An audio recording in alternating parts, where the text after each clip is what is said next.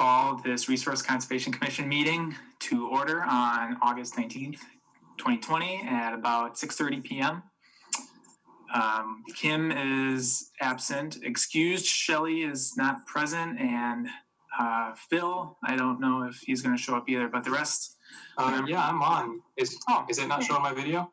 No, you're there. I see you, yeah. Okay. Phil is here. I didn't recognize you with your short haircut. You're not wearing your hat tonight. Oh yeah, a flock of sheep got loose in my condo, so that's what they wanted. All righty, well, thanks everybody for joining. I know it's another nice summer evening, but I appreciate your time getting together here and talking about this nice full agenda. Competing with some good speakers tonight too in the convention. Let's try to wrap it up right at 9 and we can catch the last little bit, right? Sounds good. Item number 1, I think the agenda will have to be changed, called appointment of timekeeper. Kim is absent. However, I think on the city staff update, we list Shelley as the timekeeper, but Shelley I don't think is present. So I'm going to make a call for any volunteers to be the timekeeper this evening. No, I'll do it again. All right. Yeah. Thank you, Ron. Yeah. That's Ron. Do we have to prove Ron, or do we all? No, that's no motion needed. Ron will be the timekeeper. Thanks, Ron. You did pretty good last time for the first time, so I'm sure you'll do great. Let's move on to item 2, public appearances for non-agenda items. Scott, is anyone there? I don't see anybody. I didn't get any submittals or anything, so I think if anyone has any other comments, we'll move on to number 3, approval of minutes. Do we have a motion to approve the minutes that were provided in your packet? I make that motion. I second the motion. And motions it, and Ron seconds it. Very good. Do we have any discussion? I have 2 changes to suggest. Under 2, it's the last sentence. Well, actually, yeah, the last sentence starts, this is a function of properties in the neighborhood being developed at different times. I suggest we end that sentence there and start the next one with stormwater has come up as an issue for other residents. I think that was Claudia's intention when she said that. Claudia, am I correct? I apologize, and Phil was the person who wrote the meeting minutes, so. Yeah, but this is talking about your explanation. It says you said that this is the stormwater issue for the Jacobs is a function of properties in the neighborhood. This is on page 1, item 2. Function of properties in the neighborhood being developed at different times. I suggest we put a period there and then start the next sentence with stormwater has come up as an issue for other residents in Fitchburg as well. Correct? That sounds good. Yes. Yeah, that was the intent of what I wrote. I don't know, maybe it didn't read that way. Okay, and then my other one is page 2, item 5A. It has, I think Phil must have been hungry when he typed this because it says mayo instead of mayor. There's no R after mayor. You see that? Always hungry, I guess. Oh, I see that. Okay, action items. Yep. That's all I have. Thanks for catching that. Yep. Okay. Any other comments, suggestions?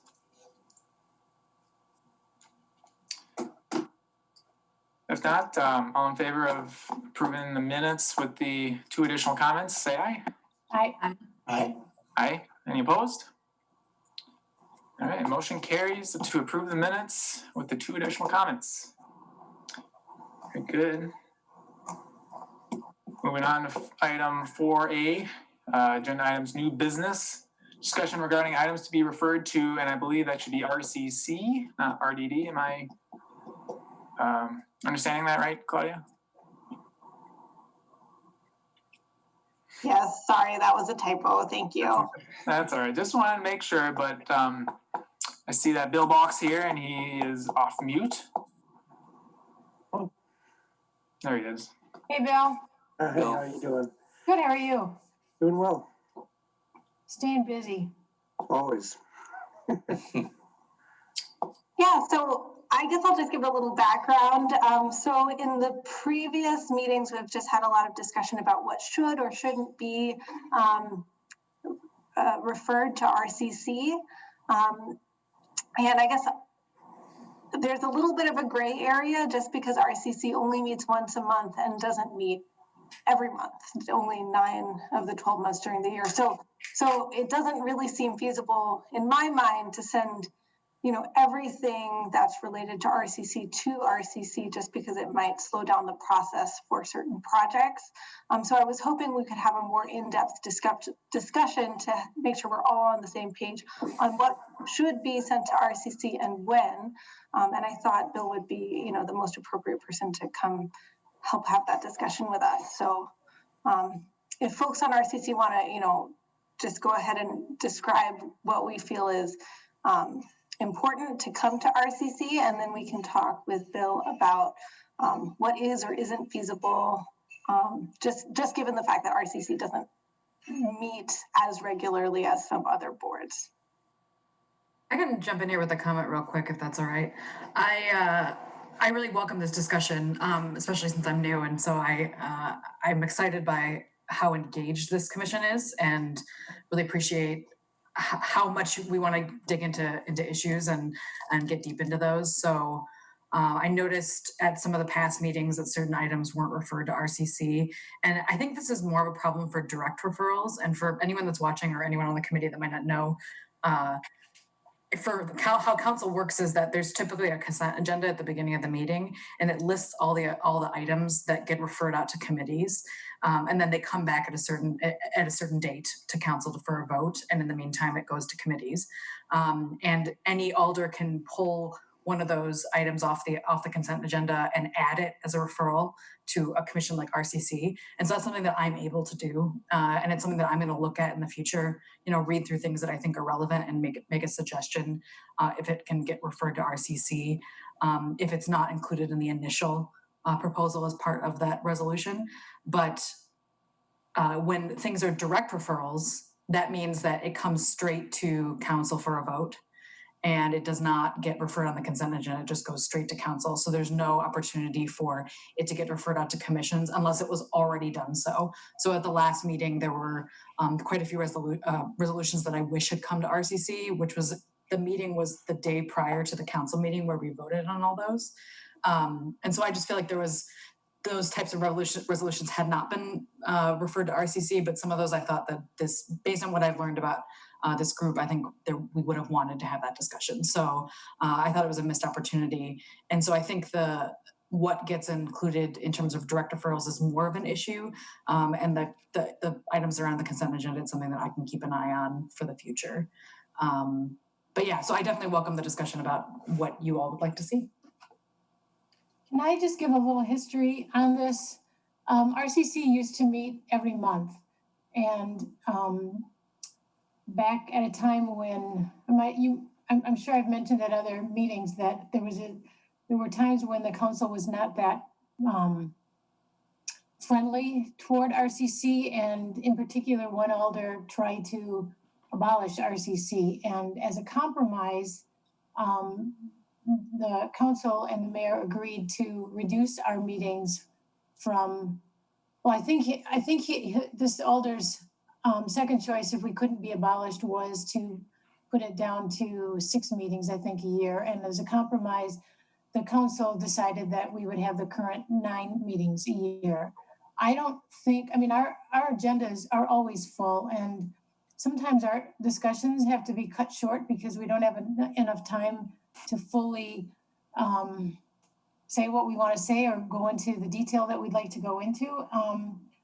And I don't think that it's right that things that RCC should be seeing are not coming to RCC because we don't meet often enough. I think we're being penalized unfairly, and maybe it's time to go back to meeting once a month.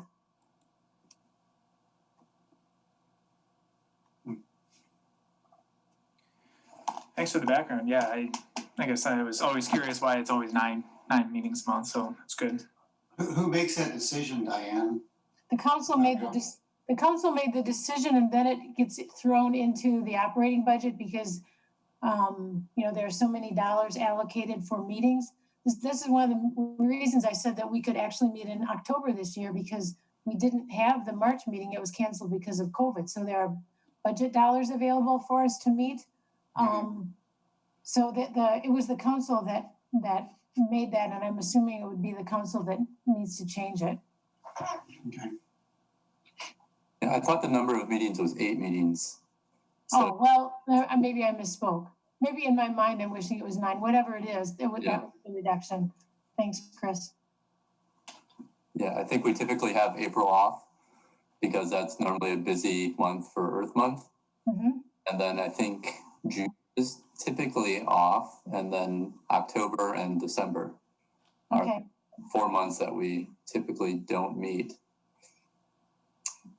But I am, open to the discussion, and I think we're also willing to, have our 8 meetings, but also maybe have, ability to do flex meetings, if a resolution comes up. I think we've proven that we can schedule a meeting, on different than the third Monday of the month, using a doodle poll. And so I think, we'd also, if the topic was, we could do a couple of half meetings to take care of resolutions, to make sure that we're not holding them up. I think that's a key thing. If somebody's trying to get an approval through the community, we want to be able to not slow that process down just because of our meeting dates being as they are. We also have the ability, if there's not enough to have a meeting, to just not hold the meeting. So there's some flexibility. I mean, if the council decided to increase us back to 12 meetings a year, and there wasn't enough to hold a meeting, then the chair has the option to just cancel that meeting.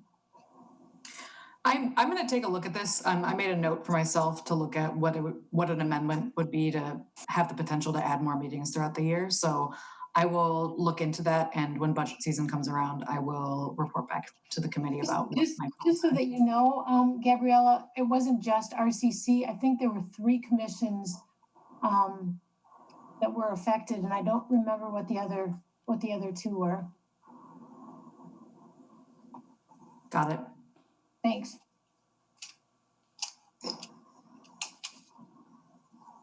Just to get an idea of some of the things that are coming through, Gabriella, that you thought, might be good ones to refer out to RCC that, just didn't have the time to do it.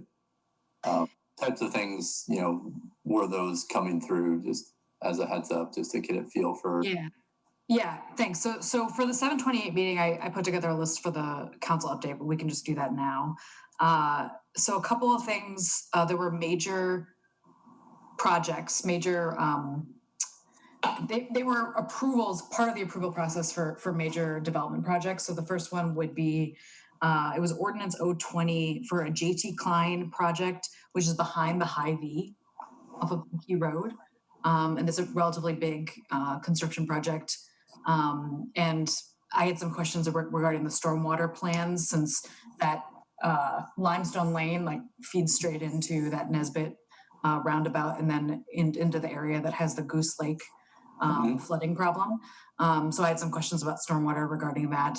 And then the other project that I thought was relevant as well was they're looking at developing a lot right on McKee Road across from the Target, so that same area, to build a new grocery store.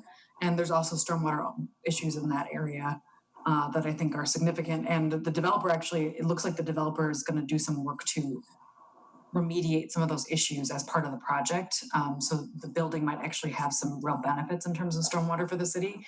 So both of those projects, I don't necessarily think that RCC would change anything, but I do think it's part of a conversation we might want to continue having about how development affects stormwater issues, and just so that we're on top of what that looks like, especially with some more major projects like that. So those are the 2 that came up as direct referrals in 728, and there were several others. So there were we're doing the Sub-Zero Kettle that's right on Lacey and Seminole, doing a stormwater study on that. They're going to be doing pumping and then also putting in some wells and piezometers to study the groundwater as it pumps. It'll help inform some of the stormwater projects in that area. So that there were a whole bunch of easements being approved so that they could put in those piezometers and wells for the study. Those that could have been referred to RCC, but I actually think that some of the earlier approvals of that study might have been more relevant for RCC, just to kind of talk about what that scope of that study looks like, and less some of these later on administrative tasks that need to happen in order for the study to move forward. We also purchased a stormwater pump. We approved the purchase of a stormwater pump, about $100,000 pump, which Bill maybe can jump in on, because I think it actually sounds great. It sounds like we're going to stop renting stormwater pumps on a regular basis and instead have our own that we can use for different projects around town. So I thought that would have been an interesting conversation just to talk about the value of having that as part of the city. And then looks like there's going to be a sanitary sewer extension along Lacey Road. There's some of the early projects related to that. And then some discussion about Lake Barney. There was an agreement with Department of Corrections to place 2 wells for the study. And then at the following meeting, there was actually an initial presentation with Claudia and 2 of the representatives from the company that have been contracted to do the Lake Barney study to discuss that. And that's going to be coming up at a committee of the whole meeting in the near future. Is that, Claudia, is that this coming committee of the whole meeting, or is it next month? I believe it's September. It's in the staff update, so I can just look. It's at it. September. Yeah. Yeah, so that's something that I can certainly report back on, but it might even be something that I'll probably send out an email in case you all want to hop on and watch that discussion, because I think that'll be a great opportunity for this committee to learn more and not have to repeat that presentation to this committee, but we can all just learn it by watching it. So yeah, those are some of the things that I think could potentially have been referred to RCC, and it's something that I would like to. I'm probably going to pull things off the consent agenda in the future to suggest that they refer to RCC. And Bill, perhaps maybe we should have an open conversation, Bill and Claudia, about maybe I can give you a list of the things that I'm thinking of refer to RCC, and you can let me know if you disagree that something is not a good use of time, etc. Okay, I'll stop talking now so other people can jump in. Phil, you're giving a presentation at that same committee of the whole, right? Aren't you giving the Yes. Good. Yeah, I think that would be a good one for people to tune in on. Sorry. Thanks for the summary. Oh, hi, Shelley. Yeah. Thanks for the summary, Gabrielle. That was very good. It gives us a good feel for the types of things that you're thinking maybe should be that aren't. I guess then the question is, to Bill and Claudia, knowing that we can ask, some questions, to just provide different perspective, just want to get your input on, just kind of the value of input or, the negatives that come out of, referring something to an RCC, if any, just if you can just kind of share your thoughts on that. Well, my thought is just the timing of things, because usually with development, it's driven by Plan Commission, which meets on the 3rd Tuesday of the month. So in order to and they want to have council approval by the 4th Tuesday of the month. So, to give any value of comment to the recommendations that Plan Commission is making, which is what they're basing their decision off of, we would have to structure the timing of RCC's comments before Plan Commission gets it, so that they could incorporate those into their documents. We used to meet on the 3rd Monday of the month. So would that work then? I think it'd have to be the 3rd Wednesday, right? That would be right after Plan Commission. I thought he said before Plan Commission. Yeah, I would think that you'd want to try to do that before Plan Commission in case there's something significant that needs to change to the development, that you'd want to have those incorporated into the Plan Commission's recommendation. So the day before Plan Commission is not really giving enough time. Yeah, I don't think it would give us enough time. The Plan Commission packets are published the 3rd Thursday or 2nd Thursday of the month. So, you know, we would have to have their comments, you know, you'd have to meet sometime that second week to give comments back to the Plan Commission on that. What about the previous month? Is that not enough? I mean, is that too far in advance? Do we not have the information for that? No, we get the information the last week of the third week of the month. And then we have staff comments are due by the following week, end of the following week. So by the end of the month, and then comments are sent back to the developer or the applicant so that they can incorporate any changes to their plans before the Plan Commission gets the information. So the applicant has to have the information to you by the end of the third week of the previous month? Is that how that Right. works? Or how? Basically, it's the following Wednesday of the month, the third Wednesday of the month. So is when the applications are due for Plan Commission for the following month. So we get the information the third Wednesday of the month. So essentially 2 days after our typical meeting would occur on the third Monday. So it seems like if we were to be involved, that, you know, we would have to shift our meeting date from the third Monday to like the second Monday. Yeah, the first or second Monday.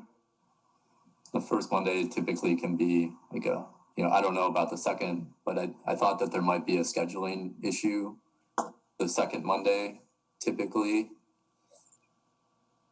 I'm not sure on that, but Mhm. I thought that was maybe why we were on the third Monday typically. Well, I think that RCC would like to see those. I mean, we were asked to be involved with stormwater, and that's part of our objective is to oversee stormwater. So I guess let's see between what Gabriella is going to work through council. I mean, if we can meet more frequently, then maybe let's look at options for meeting instead of on the third Monday earlier. Or it sounds like the fourth Monday might work, right? Because we could meet the fourth Monday right after those documents are received by the city. Is that correct, Bill? Right. I just don't know if the planning staff has put together the packet yet. That would be my only question. I don't necessarily, we wouldn't want to push the staff to put something together faster than they typically do. So we would be the first and second Monday, right? Right. I think that would work out so that we would have the information by the second Thursday when they publish the packets.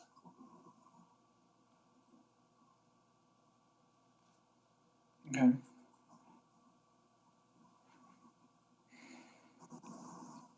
Yeah, I guess we'll have to look into what specific days are open, I guess, considering, and we'll talk about it more just with kind of the rules of how only one group can be meeting at a time now. So don't know how long that'll be for, but I think we'll have to consider that.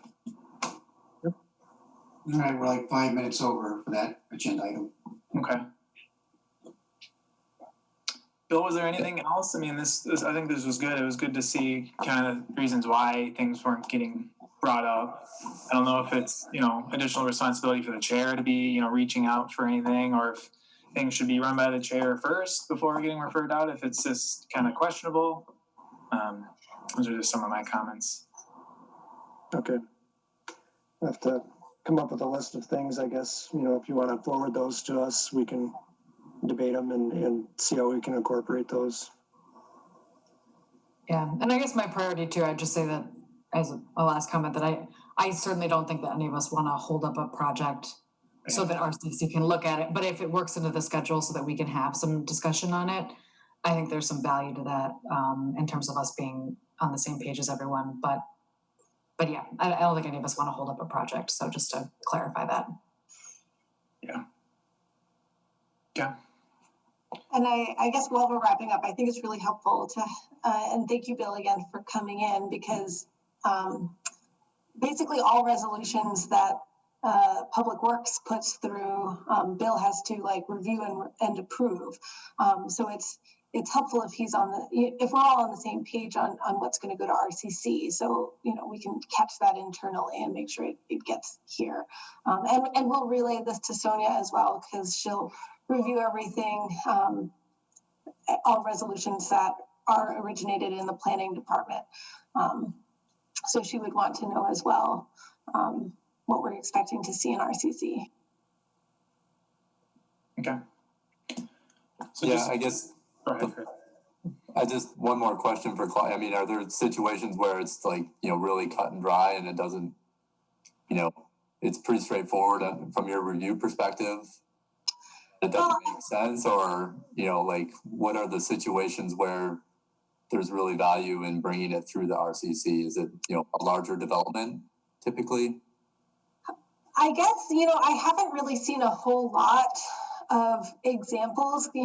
I've been with the city for almost 2 years now, and I haven't seen a whole lot of examples where we're requiring developers to go above and beyond what is required in the ordinance for stormwater. For stormwater requirements, we actually have a very strict ordinance. And so as part of the stormwater permitting process, all of our designs are reviewed by Dane County experts to verify that it meets our ordinance requirements. So unless we were going to request things that are above and beyond what's already required in the ordinance, then I don't know what RCC would add. But I mean, I've only been here for 2 years. I'm not saying it can't be done. There is the ability in the ordinance for the city engineer to require more than what is specifically stated in the ordinance if it warrants. So, that could be something that we request, or that bill would require. But for the most part, everything it's pretty cut and dry. It's, we verify that they're meeting the ordinance requirements. I think there, in some cases though, we could go above and beyond. For example, the development that's over by Nesbitt Road has a lot of, rain gardens and more stormwater friendly things that I think that we could encourage people to use.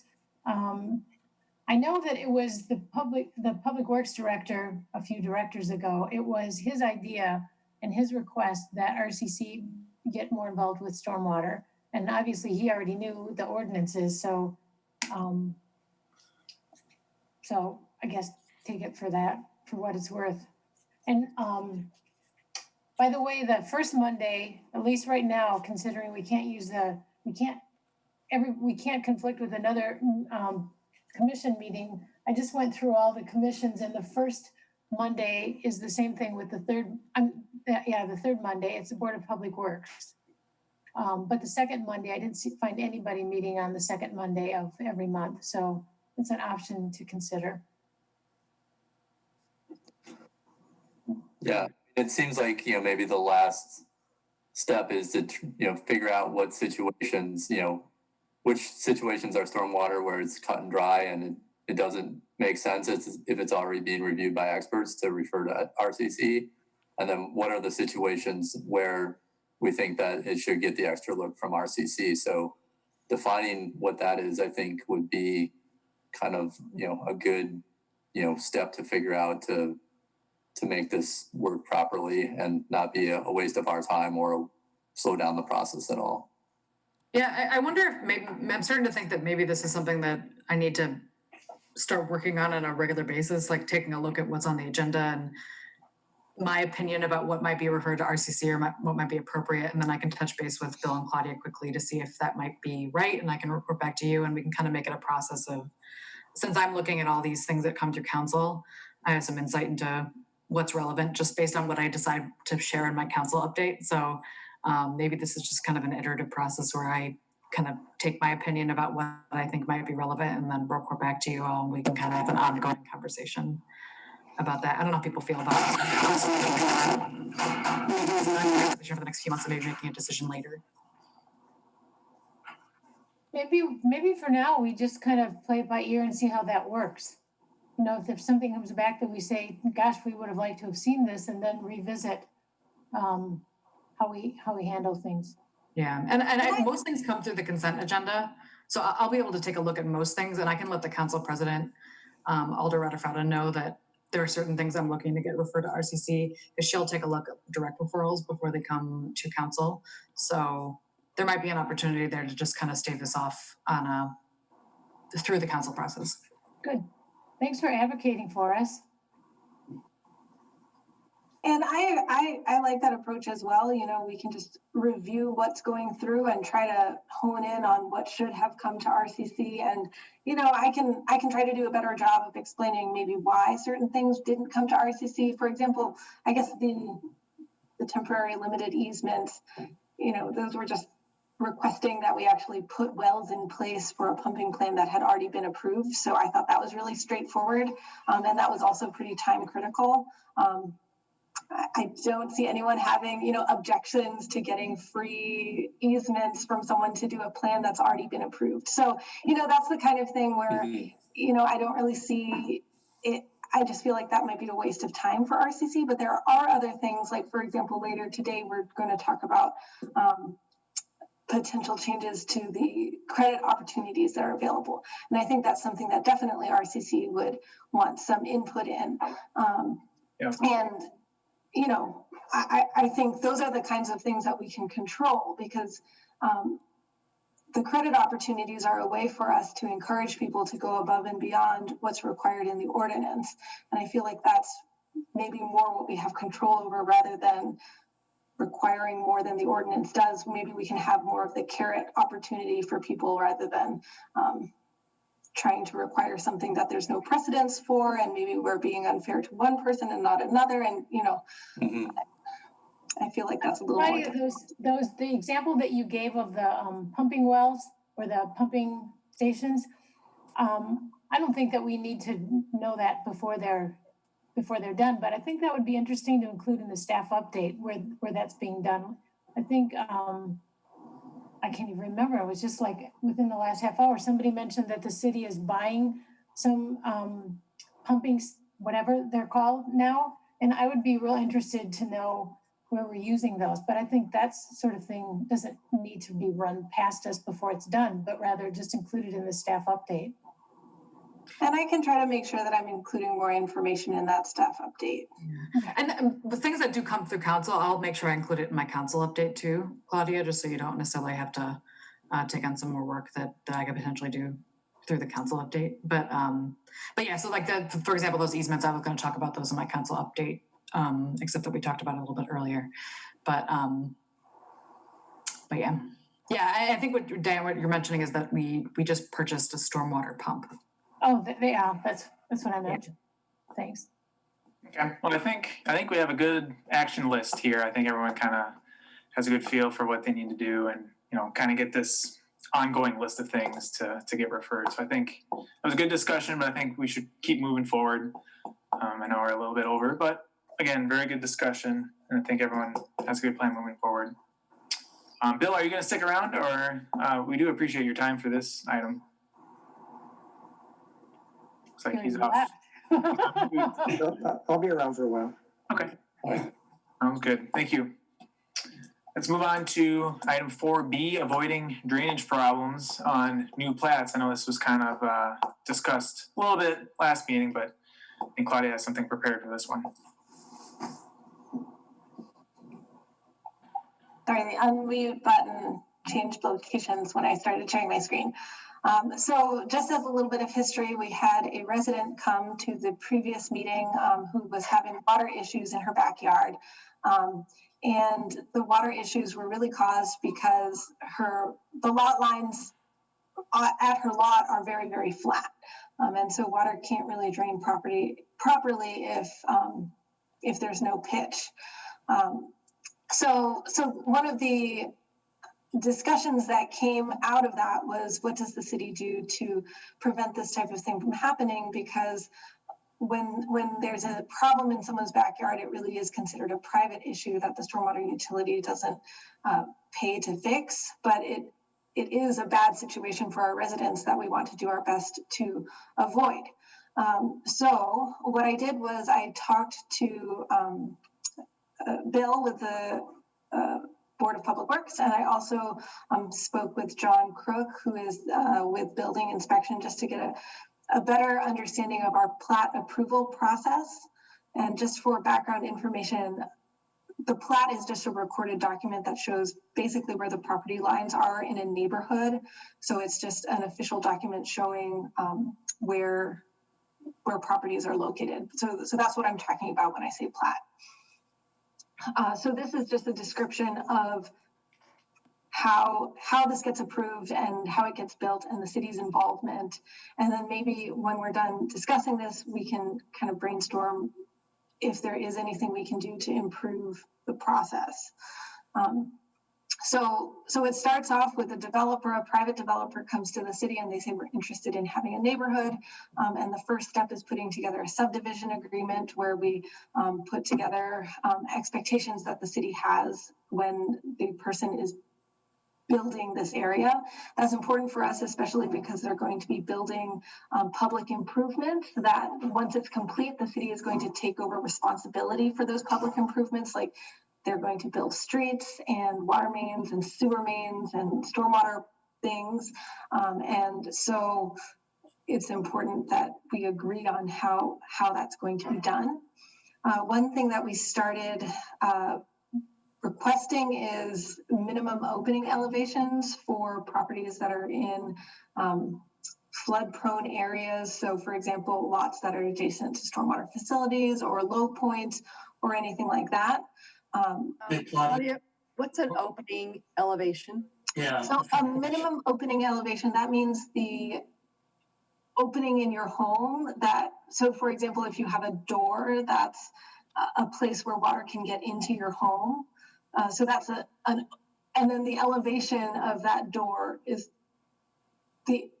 that would be the minimum opening that's allowable for your home, as an example. Would that include basement windows? So basement windows would also be included yeah. So basically the minimum spot in your foundation, which is concrete, and the concrete keeps out water, the lowest place in that concrete where you can put an opening for water to get into your home. Does that include garages? It would also include garages, yes. Okay. Yeah. So that's one thing that we've been requesting, just as a way to protect homeowners against potential flooding. Another thing that we have started asking for is a drainage record drawing. So basically, at the end of when a development is completed, they put together what's called a record drawing, where they go and they actually survey the way everything was built. And because it's not always built exactly the same as it was designed, it could be 1/10 of a foot off, or things might have shifted because of unforeseen existing utilities or anything like that. So record drawings are put together for water, storm, and sewer. And we've also started requesting a drainage record drawing. And what that means is going out and surveying lot corners and other important elevations, just to verify that we're getting appropriate pitch on lot lines. And I think by doing that, we really would be able to avoid having lot lines that don't drain, that are really, really flat. So that's another. The drainage record drawings are put together as part of the submittal to the city? So that's one thing that we've just started requesting earlier this year. So it's before construction has started? So the record drawing is the record of how it was constructed. So it's done after everything is complete. But if problems are found, then they could be addressed based on finding issues in the record drawing. So if it's graded a little off or it's too flat, that's something that potentially we could fix and have the developer address before it's accepted by the city. So what it means to accept a plat, that means that everything is completely done and the developer no longer has any obligation to the city. So that's one thing that we would want on file before acceptance. Can you just, you accept the plat, but that's before people have actually moved in? Yes, so acceptance of the public improvements. So that's before people have moved in, which means it's also before the drainage record drawings. Correct? The drainage record drawings would be before acceptance. Okay. And then, let's see, the plat is approved through a plat approval process, which is overseen by planning. And then I'm just describing what a plat is. It's an official recorded document that shows lot lines, easements, etc. The construction plan, which is a set of plans that shows exactly how the plat is going to be constructed. That's reviewed and approved by Public Works staff. And at that time would identify any flood prone homes and request minimum opening elevations for those homes. Then the stormwater design is reviewed and approved through the erosion control and stormwater management permitting process. That's done through Dane County, as I mentioned earlier. The purpose of that review is to verify that the ordinance requirements are met. And then once all of the approvals are done, then construction starts. And during construction, a Public Works staff member or a consultant, if needed, we're on site as the public utilities are being constructed to verify that everything's being constructed according to our specifications. So we'll make sure, the correct bedding material is in, the correct materials are being used. And that's just a way that we can verify that everything is going to be built and it's going to hold up according to our standards, and what is handed over to the city at the end of the day is something that's going to be, as maintenance free as possible, because we do have really good standards and specifications for our public works or for our public improvements. And then after, I hate to be dense on this, but are these bullets in the chronological order that they would actually happen? Generally, yes. So then the drainage record is before construction starts. So the drainage record drawing is something that we add to this. Requesting that is something that we add to the subdivision agreement. But you don't get it until later. Correct. Yeah, that's right. Okay. Yeah, sorry, that I can see how that's confusing. So everything that we want the developer to do for us, we need to make sure is in that subdivision agreement, the developer agreement. How would a potential buyer of this lot, not the developer, but the homeowner, how would they know if that lot was flagged as potential flooding problems? So it would be something that is, that's not really going to be on a recorded document, but they would be able to see, it's really general. It's like houses that are at the bottom of a hill, houses that are right next to stormwater facilities, that kind of thing. It doesn't mean that it's really flood prone. It just means that we want to make sure that there's a minimum opening elevation specified. So for example, if you're right next to a pond, there's usually an overflow elevation for that pond. So if all of the structures in the pond get totally overwhelmed because we have a probable maximum flood, then there's going to be an overland flow elevation where it can just bypass everything and continue downstream. So we would want to make sure to give the home, a foot of freeboard above that elevation. So water has a foot before, it goes over that overflow weir before it gets into the house, for example. So that's not something that would be on a record, though. That's something that someone could probably see if they walked out there and they said, okay, I'm next to a pond, or I'm at the bottom of a hill. I have a quick question. In Sure. in the plan that the developer gives to the city, do they include height of how high they're going to start the home, each home?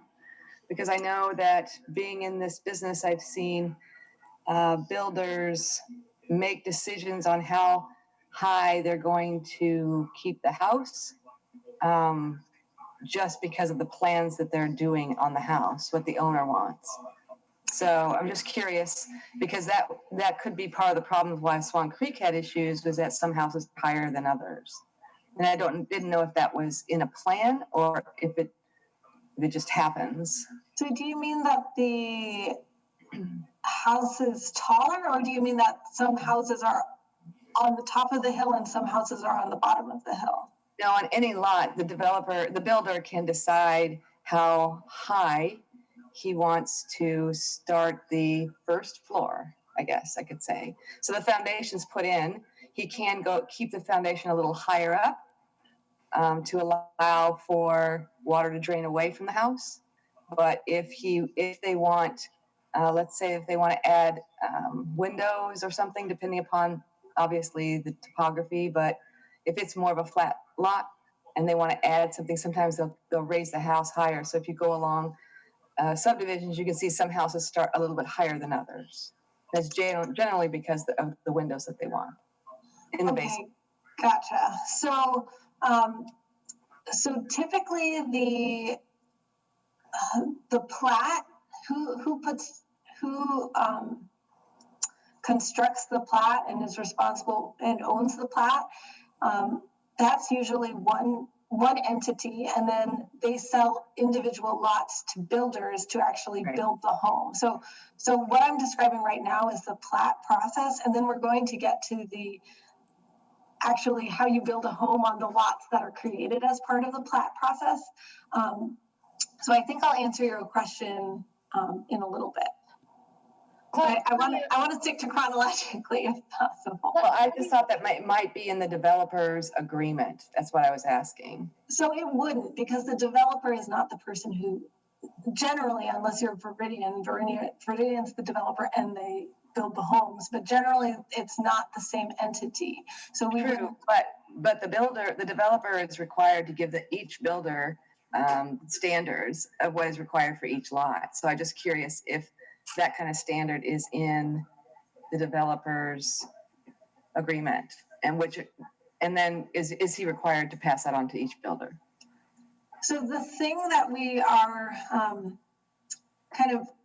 this was a new thing which came out of the discussion that we had, Bill, John, and I last week or the week before, was potentially asking the developer to verify these minimum opening elevations. So that is something that the developer, if we're able to go forward with that the developer would be able to double check, I guess, and make sure that the home that's being proposed is going to meet that minimum opening elevation. But that, if it's not a home that's flagged as having a potential problem, then the only thing that that building inspection would really look at is making sure that water is flowing away from the house. So that's their jurisdiction, making sure that it's built so that water flows away from the house. Okay, thanks. Claudia, you may also be answering this question later, so if it's too early, just put it on the back shelf until you get to it. But a couple of years ago, the city, maybe it's been 5 years, I'm not sure, the city approved a development on I think it was over in the Sub-Zero area, that the city stormwater engineer made the comment that it was the worst stormwater plan that he'd ever seen. And then apparently the developer revised it, but the city stormwater engineer never saw it after that. And I'm wondering, and one of the problems over there is, I'm going to mess up the terminology, but maybe sometimes it's a dry kettle, and sometimes it's when it rains, it tends to collect water. So my question is, how does a potential homeowner or builder find out about that? Once the city approves it to be developed, how do they know that sometimes this isn't dry land?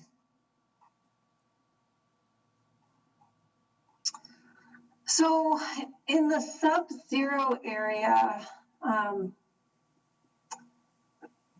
the kettle, well, actually there are a couple of kettles. And the people who like bought around those kettles are, I guess, bigger entities because it's a commercial area.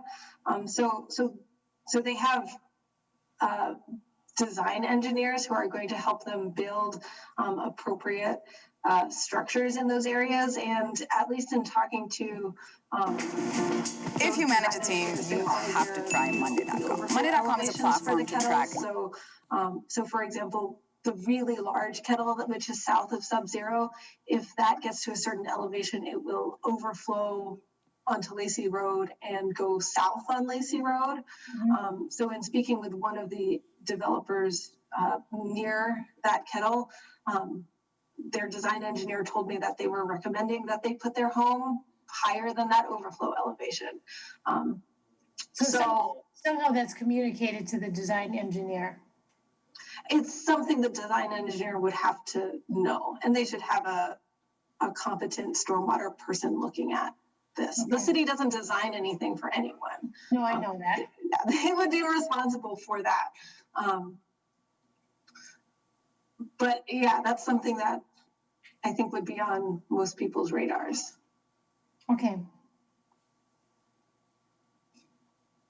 That would not show up on the plat, correct? No, it would not. The only situation where I can think of where we had a home next to a kettle, and it's a really old example, but I know the city actually told the homeowner, we do not recommend you building your home on this lot at that elevation, and they had the homeowner sign an agreement saying that they understood that they were going against the city's recommendation, but they were going to do it anyway because it's their property. And that homeowner now has a lot of problems. But that's the only example that I can think of where there's a home right next to a kettle that's having issues. Okay, thank you. Okay, so during construction, we're there to inspect and make sure everything is built according to our specifications. And then after construction, we inspect everything again to identify any problems. Any problems that are identified are put onto a punch list, which just is a list of everything that we've seen in the field. And then we look at the obligations that were identified in the developer's agreement, and anything that hasn't been fulfilled, we would list that as well. So the examples I have here are submittal of record drawings, and then submittal of as-built certifications for the stormwater facilities, that kind of thing. So we would go through and make sure everything is addressed. And then once everything on the punch list is addressed, then the city would formally accept the public improvements. And at this point, typically the developer is pretty much out of the picture, except they do have to provide,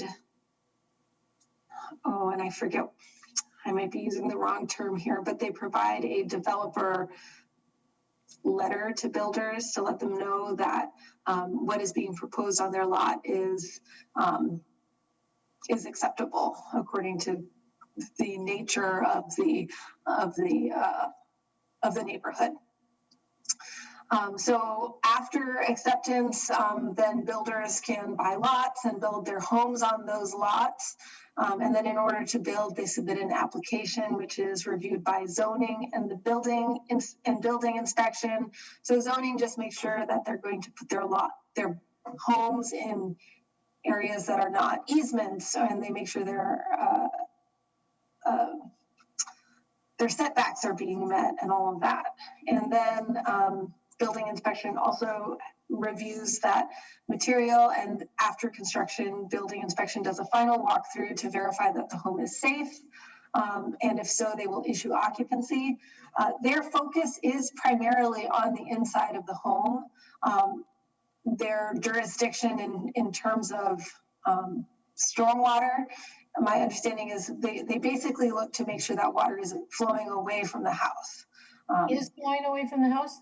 Is flowing away from the house. So everything should be graded so water will not flow into the house. And then they issue occupancy, and after that, the homeowner can occupy the structure and move in.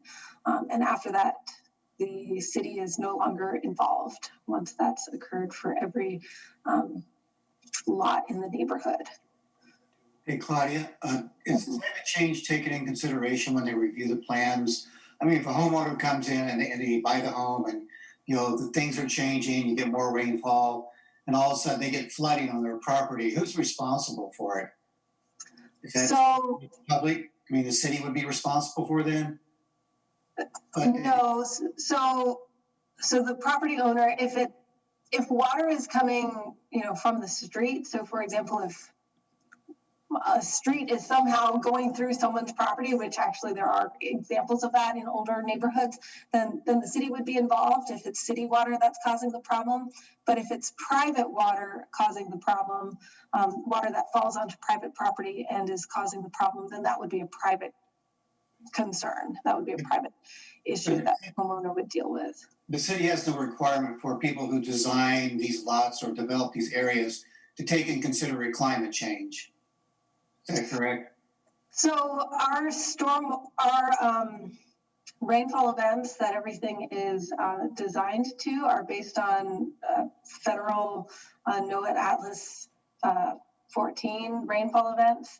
And I know that Dane County is actually looking at potentially, right now the 100-year storm event is what everything is designed to. That's kind of been the gold standard for a really long time.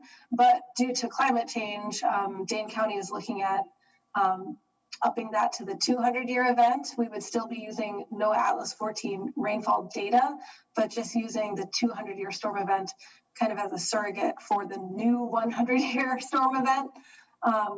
Okay. So if that goes through, which last time I talked to Jeremy Belusek, who is the director of their Land and Water Resources division over there, he said he was hopeful that that would get through end of summer or early fall of this year. So if that doesn't get through, then I think that's another conversation that RCC can have in more detail on if that's something we want to pursue separately from Dane County if that doesn't get through for any reason. But that's how we would address it. We would have to change the rainfall events that everything is designed to meet. Claudia, I have two questions. That development that I mentioned that's over by Nesbitt Road, I can't remember the name of it. It might be Glacier something or other. They incorporated the developer incorporated a lot of stormwater items that are above and beyond what the city would normally ask for. So who encouraged them, who at the city would be in the position to encourage a developer to do that? And I'm trying to understand which one you're talking about. I think if you go Nesbitt Road to, I think it's Jim Finity. Jim Finney. Do you know the history on this, Val? No, I don't. I just know that they have a lot of stormwater infiltration basins and bioretention facilities. It's the east first of- building to the north of Fitchburg. Yeah, it's east of Nesbitt and north of Fitchburg. It's that one, that gray one right there above, go This one? that guy. Yep. Okay. No. The development that I'm talking about is on the other side of Fitzroy Road. It's north of Fitzroy Road. That development, supposedly, at least the plan that we saw, has not the sand place. Go down. The Hy-Vee place that's proposed? No. I'm talking about a housing development, residential neighborhood. They have a lot of stormwater facilities in them. You were right. Corey Vista. Oh, maybe over here, Corey Vista. So how is it that they were willing to incorporate that, and we can't get other developers to do the same, or can't, I mean, who requests that, and who is the persuasive person to get that accomplished? And Bill, do you know the history on that? No, I don't. I know that there's some downstream flooding, with Goose Lake and everything there. And they met the ordinance, but then the developer, because they wanted to, be a good neighbor, went above and beyond to try to alleviate some of the flooding issues downstream from there. So they did put in additional facilities like the terrace infiltration areas. They oversized their stormwater infiltration basins as well. So that was my understanding is that in order to have this development go through, the developer wanted to make this a very green neighborhood. That's the same developer as the one at Terra Vesa, by the way. Correct. And what my question is, why can't we do that at other developments? We know we're gonna have stormwater issues going forward with climate change. Why, I mean, this was above and beyond the ordinance, or maybe do we change the ordinance, but why can't we incorporate this in more developments?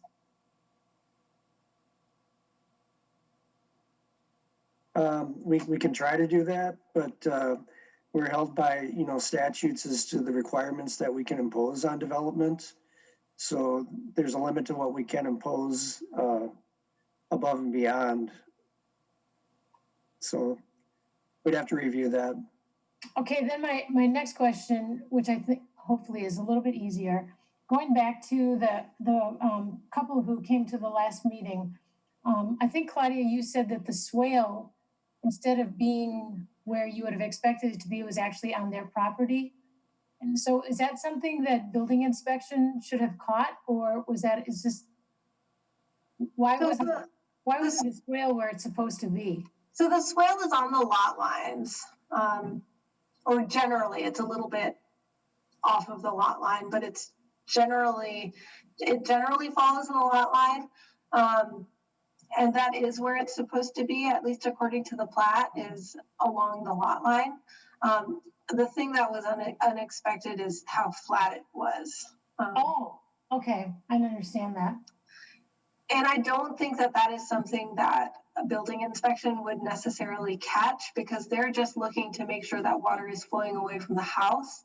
And really that water, it's causing nuisance flooding, really along the lot line, but it's not endangering the house.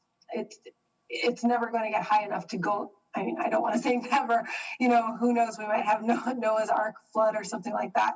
But in general, it's not going to endanger the house. So that's the kind of thing that building inspection would be looking at.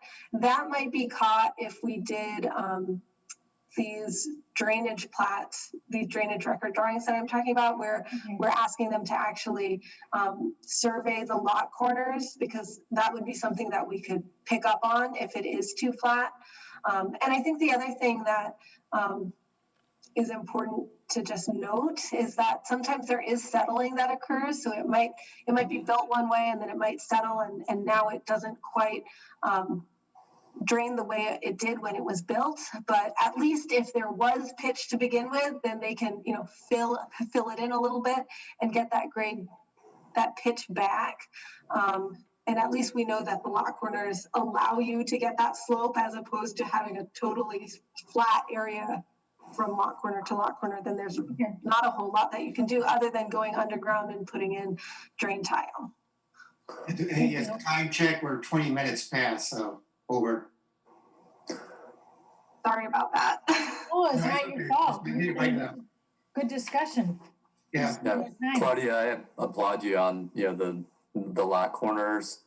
I think that will really help out the situation. I know that, had that been, correct on my house, that I wouldn't have had to spend $1,000 of my own money to, get the water to drain from the back of my house to the front of the house. So I think that's, a great step. And, I think it helps to solve, kind of the major issue of homes getting built at different times in a development. There's initially a development plan for that stormwater to flow to certain spots to be managed properly. And, by knowing those corner elevations, that certainly is an improvement. So Mhm. Yep, I thank agree. you. Okay. If there's no other comments, I think we should move on. But yeah, I think good discussion. I think the city has a good direction moving forward for new plats, at least. I mean, I think it'll be a good discussion regarding this 200-year thing. So I guess we'll talk about that in the future. But for now, let's move on. Like Ron said, we're 20 minutes behind. I think we can kind of catch up, so we don't have to table anything yet. But let's move on to 4C, how information is delivered to residents regarding recycling. I think there was something in the packet under the staff page as well. We might want to table this. We talked, I think it was last November, about how we can disseminate recycling information better, and this gets into that whole discussion. And Claudia was nice enough to check with Pelletieri to see what they were doing. I still think that we need to have a bigger discussion about how we can get this information out to residents. I mean, Pelletieri is handling new construction just fine. It's not new construction, it's people that are living here or move into an existing house where there seems to be a gap. So if you're okay with this, Claudia, can we push this to the next meeting? Well, or at least the next meeting that I can attend? I think that would be fine. Okay. Do we have to motion to table this for now? I think we do. so. Okay. Do we have a motion? I make that motion. Any motions? I'll second it. All right, motion and seconded. All in favor of tabling item 4C, how information is delivered to residents regarding recycling, say aye. Aye. Aye. Aye. Any opposed? All right, motion carries to table this for now. Nate, when it's back on the agenda, could you allow like 20, 25 minutes? Sure. Easily? Thank you. 25 minutes. And just for quick clarification, was that Shelley that seconded? Yes. Great, thanks. Very good. Let's move on to item 4D, proposed modifications to the Stormwater Utility Rebate Program. And again, I think there's a draft copy in the packet. Looks like page 8 of 14. Great. So just to give folks a little bit of history on what this is, basically the stormwater utility, we charge people a stormwater utility fee for the services that the stormwater utility provides. And we offer credits for folks who are doing things to improve water quality and water quantity. So in the past, we really have not utilized this form in order to encourage people to go above and beyond what is required in the ordinance. So let me share my screen again. What I had in the packet is kind of the existing stormwater utility credit application form. And I didn't change anything in the residential section, but it was really the multifamily and non-residential credits that I was proposing that we make modifications to. The reason why is because these two line items here are really the main things that I've seen credit applications come in for a private rain garden or a private stormwater detention facility, up to a 25% reduction in ERUs for urban and rural for infiltration, and then up to 25% reduction for detention. And ERUs, basically that's just related to how the rate is calculated. A 25% reduction in ERUs is a 25% reduction in your stormwater utility rate. So if you were able to check these two boxes, then you would get up to a 50% reduction in your stormwater utility rate. And just looking at the way this had been applied previously, it looked like new construction, so construction where you are already required by ordinance to meet 80% TSS removal, and you're already required by ordinance to have a stormwater detention facility from the 1 to 1 year storm event, you could qualify for a 50% reduction in your stormwater utility fee just by meeting ordinance requirements that you're already on the hook to do.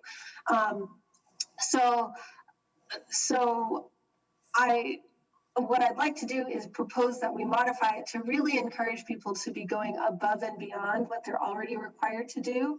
I think it makes sense to give some reduction still to people who have new developments, just because we do have strict ordinances, especially compared to other areas. 80% is not everywhere has an 80% TSS removal requirement. The detention 1 to 100 year storm water detention also isn't required everywhere. But what I was proposing is something more like this, where I broke it up into 2 sections. So again, the total maximum reduction would be 50%. So that would stay the same. So you're still not getting more than a 50% reduction, but for stormwater facilities that meet ordinance requirements, that only meet ordinance requirements, the total maximum reduction would be 24%. And then for stormwater facilities that exceed ordinance requirements, then you could get up to that 50% reduction. And I'm hopeful that this will encourage people to go above and beyond, because if you install a facility and you maintain it, you would continue to receive this credit or rebate into perpetuity for as long as you have that facility. So that's a really good carrot for folks to encourage them to go above and beyond. I don't understand why we're giving someone a credit for meeting ordinances. To me, it's not an incentive. They have to do this. I'd rather have an incentive to go beyond that. Yeah, and I agree with that too. I think the history on that is when we put together our original ordinance, is that, this was maybe a way to get that through, that we would, have these stricter requirements, but we would also, if you met these requirements, you wouldn't have to pay quite as much to the stormwater utility, because you're helping, deal with flooding, and you're helping deal with water quality with your private facilities. So I think that's the history there, and why, at least originally, you could get up to 50%. But I'm totally open to discussion, because I agree that. It seems like we're robbing from our budget, and if we're giving them a reduction in rate for something they have to meet ordinance requirements. This reduction is not one time, right? It's an ongoing reduction. Is that correct? It's an ongoing reduction. And one thing that we did change is we put in place, I guess, a way to make sure that these facilities are actually being maintained. So if you're required to submit a stormwater maintenance report each year. And the way we have it set up now is that if you don't submit your stormwater maintenance report, you would lose the credit. So you would lose the credit for at least 1 year, and you would have to reapply. So that's one way to make sure that people are actually maintaining these facilities. But yes, in general, this would just continue to apply. Claudia, didn't the city update the ordinance requirements since 2007? This form started in 2007, or I guess that's when it was last revised. But didn't the city, when Rick was here, so you know the years that he was here better than I do, but didn't the city increase their ordinance requirements? And I'm thinking that if they did, maybe this form just became outdated, because the form might have required them to meet what the city was eventually going to require. Is that possible? I really don't know the history on that. Well, I agree with Ron. I don't see why we're giving them credit for something that they're required to do. If we just want them, if we want to make sure that they maintain something, then let's specifically address the maintenance issue. But to give them an ongoing credit for something that they should be doing anyway, I don't think that incentivizes them to do anything. Yeah, I guess the only thing that it could be helpful for is making sure that people are actually maintaining their facilities. And maybe this is something that I need to talk to Bill about a little bit more, because I'm not sure what my recourse is if someone does not maintain their facility. That's not in the ordinance that they have to maintain it. They do, and they have to record a maintenance agreement, but if they don't, and I send them letters and they still don't, I guess actually that is addressed, because the city could go in and maintain it for them, and then charge them for it. So I guess that is addressed. Yeah. Okay, well, I'm totally open to that modification. I'm kind of the same mind that it's less valuable to provide any sort of reduction for just meeting the ordinance requirement. Are there current people, facilities that are already getting this reduction? And if we change it, will that make a difference to them? So there are some places that are already getting this this reduction. I would say this has not been a very popular program. I think not too many people even know that it's available. Mm-hmm. But there are people who are getting significant reductions in their stormwater fees because of this program. And so this could, if we wanted to just get rid of it, we'd have to decide if we want to grandfather people in, or how that would work. But Gradually phase it out. Mm-hmm. Because whatever, the people that have this, maybe they met stormwater requirements 15 years ago, but they're not the requirements now. Mm-hmm. So I like all of these ideas. And maybe I'll just modify this on the fly. So we can just get rid of this section for getting any sort of reduction for just meeting the ordinance requirements. And then did anyone have, I guess, comments on the section for exceeding the stormwater ordinance requirements? Basically, I've broken it up into 3 sections here: water quality, rate control, and then also volume control. And you can get up to a 20% reduction in each of those categories. But if you get them all, then you're still capped at 50%. So could you quantify what that means, a 20% reduction?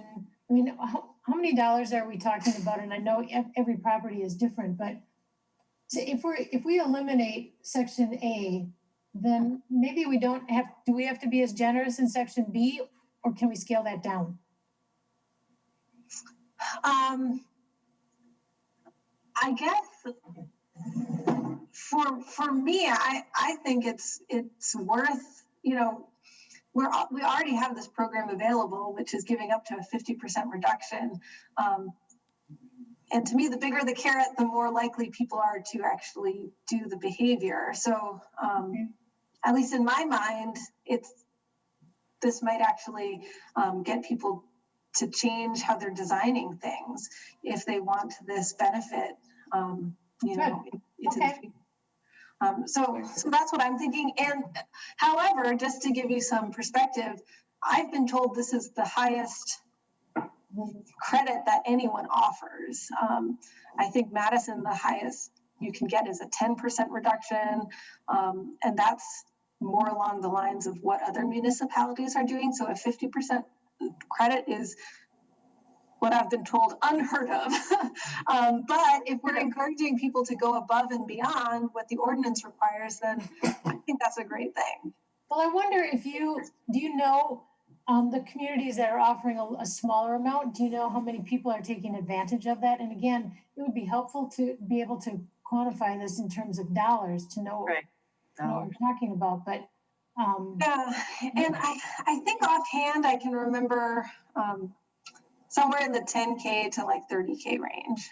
So The smaller a year. Madison, or for this, Sorry, for like a commercial facility that pays a stormwater utility fee, the stormwater utility would be somewhere in that 10 to 30K a year range. So if you're getting a 50% savings, that's a 5 to 15K savings a year. So it's significant.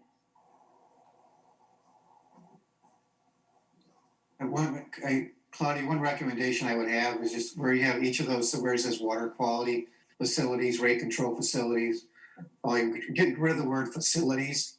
I was confused when I read for it, said water quality facilities. I kept thinking, is she talking about wastewater treatment plants, water plants?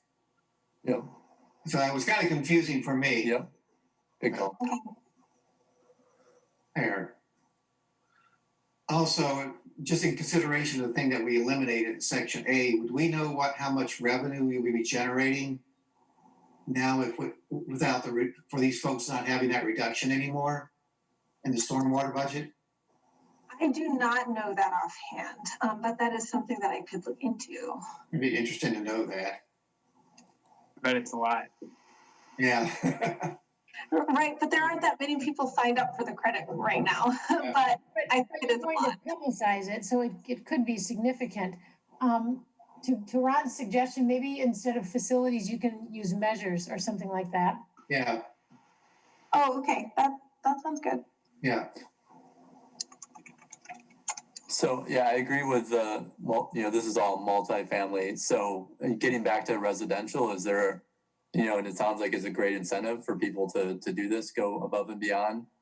How do we get more residential people to, use rain barrels, install rain gardens, be a Fitchburg Creek supporter? I mean, I think this is something that we probably under publicized sort of the last 10 years.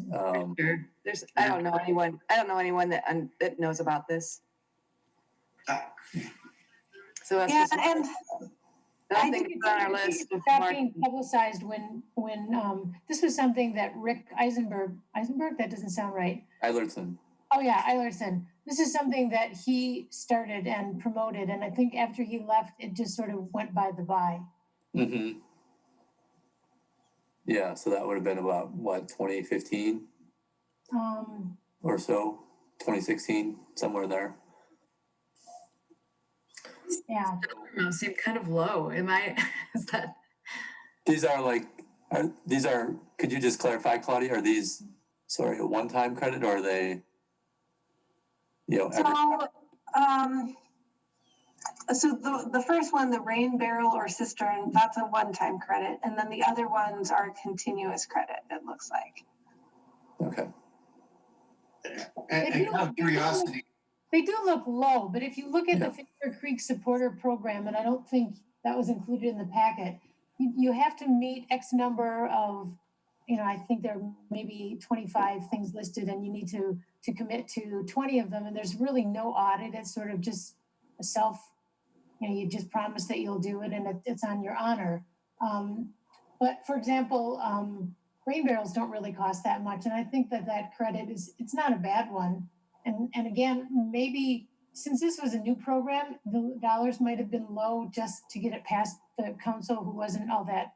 I mean, when this was put into place, we didn't have the stormwater issues that we're having now. But the credits that are per quarter, they start to add up. If you're getting $4 off your bill, that's $12 a year. It starts to add up. Could it be higher? Well, I'm a Fitchburg Creek supporter, and I wouldn't mind a lower water bill, but I think we need to publicize it more. Maybe we can bump these up a little bit for inflation, if you can tell from the document when it started, Claudia, and then bump it up, assuming that Bill is on board with that. And it does look like this was last approved in 2013, so I can take a look at modifying these with like 3% inflation. And then let's promote this. That's what we put in the Fitchburg Star. Mm-hmm. I think we Okay. could also maybe acknowledge, I don't know if there's any individuals on this program that would be willing to come talk about it at a council meeting, but we could kind of acknowledge them for participating and talk about why it's important to them. Yeah. Well, the other thing, I think the other thing is because I signed up for this the first year that it came out. And I don't know how many other residents did at the same time and are still doing it, but you know, other than seeing it on my stormwater bill, I basically forgot about it. So I think it would be good to remind, I think a lot of people have just forgotten and they still just get the credit, but remind them, you must have a list, Claudia, or be able to get a list of the people that are on the program and maybe let's contact them and remind them what they committed to do. I think that's a good idea. I can look into that. I'm guessing our finance department might have a list of who's signed up, or it might be somewhere in the network.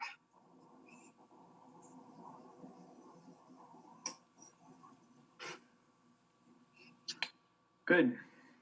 But yeah, I think definitely with some of the, multifamily, large scale users dropping off, I mean, that opens doors for more residents to kind of take advantage. So yeah, definitely good thinking. Okay, great.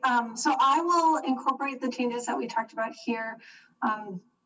Do you think I should bring it back to RCC or just put a resolution through with what we discussed here? Are you considering altering the percentages, the credit percentages? Oh, I guess I wasn't, unless folks think we should. I know there was one, I think, Diane, you mentioned that it might be high, so maybe we can talk about that a little more. I don't want to give you a lot of extra work to do, but maybe just do a little chart about what Madison or other surrounding communities that you know about, what percentages they're doing, and what the criteria is to get that credit, so that we can put this into perspective. Yeah, I guess my one concern is that once you've set it at that rate and it becomes a popular program, I just wonder how difficult it is at that point to reduce the percentage over time. It just seems like once you set a precedent, it's more difficult to take it away. Yeah. So I'd be hesitant to set it up too high, and then in case we ever want to bring it back down, it's, I don't know. Isn't it at 50% now though? And so It's currently at 50%, yeah. and it's easier to get the credit currently. So this is making it stricter. Okay, all right. So I guess that was my thought. I don't mind us being above other municipalities in general, as a general rule, but I think it's something that can kind of set us apart a little bit. And did you say that our ordinances are already a little more, it's possible that our ordinances are already a little more strict than? Well, that's probably the Dane County area in general. Okay. But if you're comparing it to like rural areas, we would be more conservative than that, but we're not more conservative than any of our, more city-like neighbors.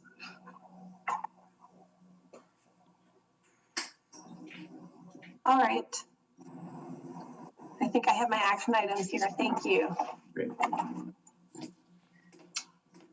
Good discussion. I think we should move on. I think we're, again, 15 minutes behind again. Let's just keep moving. I think we can still try to make up time. Let's move on to 4E, leaf-free streets. Claudia, do you want to talk about that for 10 minutes? Yes, and I think I can cut this one down. So Leaf-Free Streets is a program that MAMSWAP is helping put together. So MAMSWAP stands for the Madison Area Municipal Stormwater Partners. Sorry, I forget exactly what it means. But basically, there are a lot of municipalities in the area, and we have the same MS4 permit. And in order to meet some of the permit requirements, we're pooling resources in order to get some of the permit requirements taken care of. And one of those requirements is public outreach.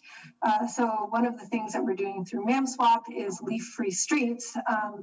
So one thing that we're able to order through MAMSWAP is yard signs.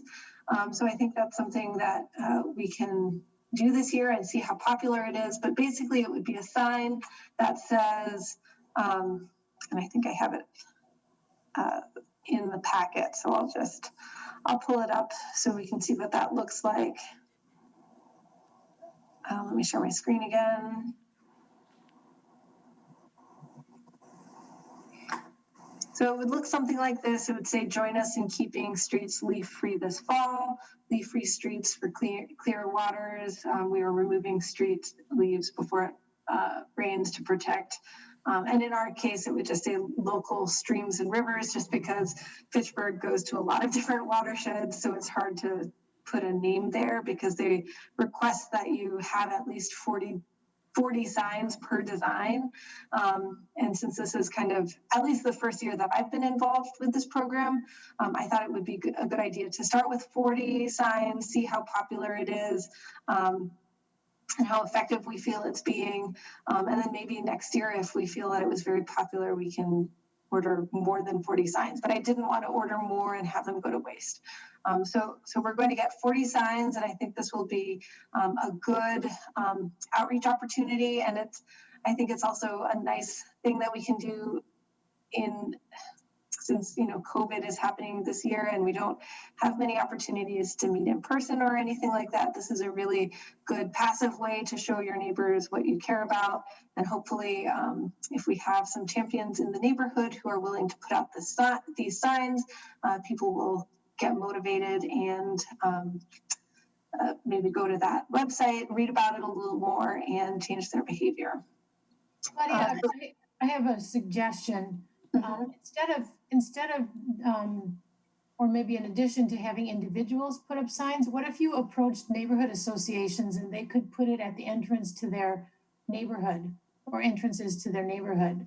And that way, I mean, I could put up a sign in front of my house that nobody would see because I live at the end of a cul-de-sac. Well, very few people would see it. But if we put one up at the entrances to this neighborhood, I mean, even people that don't live in Fitchburg are going to see it. I think that's a good idea. I can't remember where we left the neighborhood association discussion. I think in the past that list was kept up to date by planning. But Phil, do you remember, does planning still keep that list current? Not sure. No, I think they Somebody don't. does. We checked on that. I don't remember the answer, but I remember that somebody keeps it current. Okay. For some reason, I thought the opposite, but I'll look into that. And if we have a list, then I would be very happy to send. And we talked about that before. You do have a list. Okay. Yeah. No, I remember that. I remember that there was a list. I just wasn't remembering if someone keeps it up to date. Has this design been approved to go forward, or? So this is basically what they did last year or the year before. And it would basically be the same sign, except they would add the city of Fitchburg's logo to it to make it a little bit more customized. Well, I'd like a little input. I think that you always want to tell people why leaf-free streets are important, besides just to protect our lake. People don't know why it's important to remove your leaves. I don't know. If you're going to make a change to the design, then I would rethink the marketing, the purpose there. So maybe something like keep phosphorus out of our lakes, or keep pollution out of our lakes, or something like that. Leaves create phosphorus, whatever it is. Sure. And then that drains into our lakes. So let's make this, free. And then is the Lake Mendota always look like that? It should be bigger. It's hard to read even. So for ours, it's going to say our local streams and rivers, or right. I mean, technically, you would say Lake Wabisa because our streams and creeks flow into Lake Wabisa. Well, Swan Creek. most of the west side would go there, but most of the east side would go there, but the west side, I'm bad with names, so I apologize. I should off the top of my head, but The Sugar The River. west side goes to a different watershed, and then also the south of Fitchburg goes to a separate watershed too. So Fitchburg doesn't all go to the Yahara chain of lakes. So that's why I was thinking, at first I was thinking 9 Springs Creek, and then I was thinking Lake Wapisa, and then I was thinking the Yahara chain of lakes, and the bigger and bigger I made it, all of Fitchburg still doesn't drain there, so we'd be excluding some people. Yeah, so that's why I settled on local streams and rivers, and if it's wildly popular and we want 80 signs next year, then I think it would make sense to have one that says Lake Wapisa. That would be great.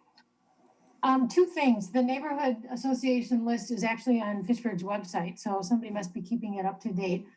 And before you put any signs like this up, the street sweeper really needs to get on Yarmouth Greenway. The city cut down some really, really, really long grass that hadn't been, I don't think, mowed all year, and it's all sitting in the curb on the street. It's terrible. And remember we talked last time, you were going to check to see what the street sweeper schedule is. They still haven't been around our neighborhood a second time, but before you think about this, maybe you can encourage a street sweeper to get onto Yarmouth Greenway.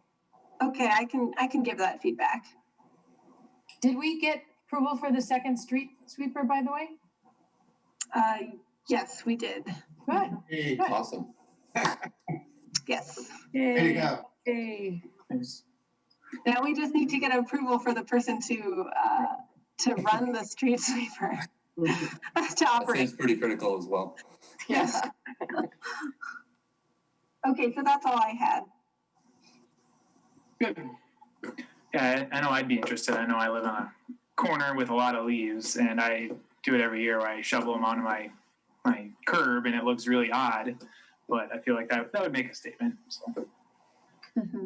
Little side comment, but okay, good. I think we should move on here to an item that has -5 minutes actually assigned to it, but I think we already kind of talked about it. 4F, coordination for upcoming RCC meetings. I know we had targeted potentially the second Monday.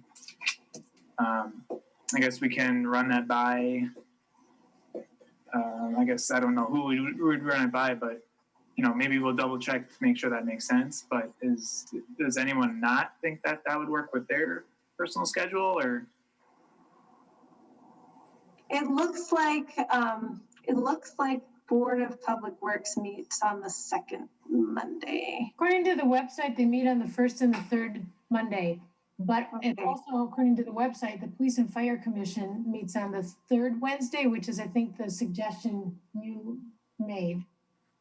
Oh, okay. So I was looking at the council chambers. They have a.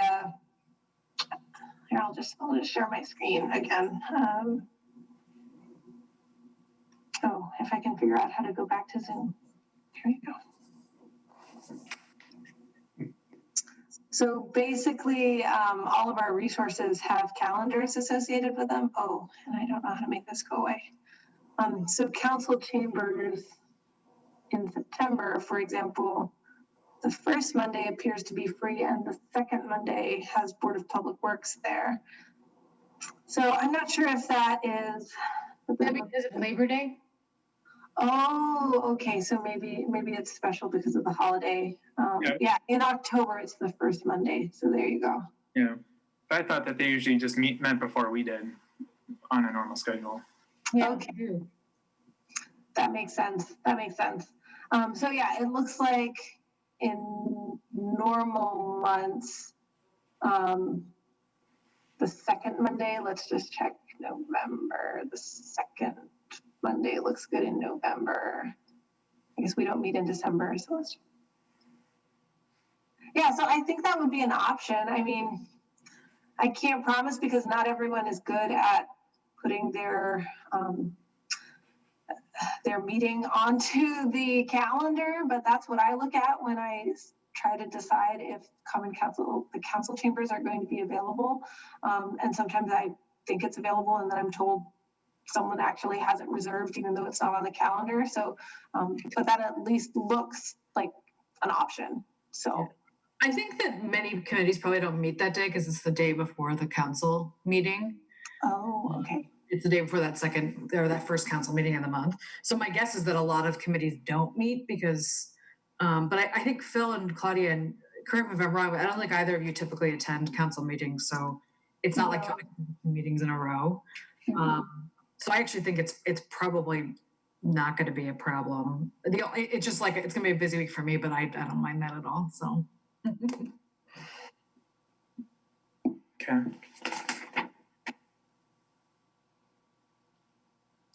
Should we sit on this for another meeting? I know we have next meeting, at least in the books. Maybe we can look into it a little bit more. I don't know who we could reach out to verify this. Do we have to bring it to council, you think? No. Okay. No, but maybe, is it possible that we could reschedule September's meeting to the second Monday?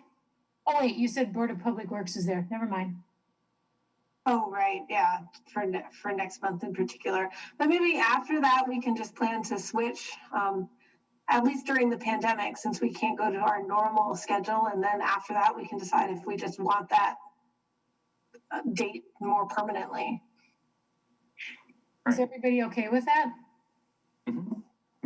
Yes. Yeah, I'm good. What was the date? Did you The second Monday of the month? say that again? The second Monday of the month? Okay. Oh, I'll be gone September, but yeah, that's great. Well, September's already scheduled for Thursday. Okay. Great. So So Claudia, this would be starting in November then? are we having a meeting in October? I thought we were planning to, yes. So Right. it could start in October. Yes. So October would be maybe making up for the missed meeting in March Yes. this year. Yes. And then we would take December off, as we normally do. Yes. So Claudia, can you reserve the council chambers going forward, for, I don't know, how about 6 months, and you can always take it off? I will do that. That's exactly what I was thinking. Thanks. Cool. Yeah, I know it just got caught up. We were, scheduling next meetings based on doodle polls, and they're all over the place in terms of days. So I think it's good that, now we have a good set place moving forward. I know next meeting a couple people won't be there, but it seemed like it'll work both, with the plan commission wise, and then just for having a nice consistent date. So good. Was there anything else, Claudia, that we needed to discuss with that one? I don't think so. Great. Let's move on to 5A, old business now, spending CDRR dollars. Yes, so.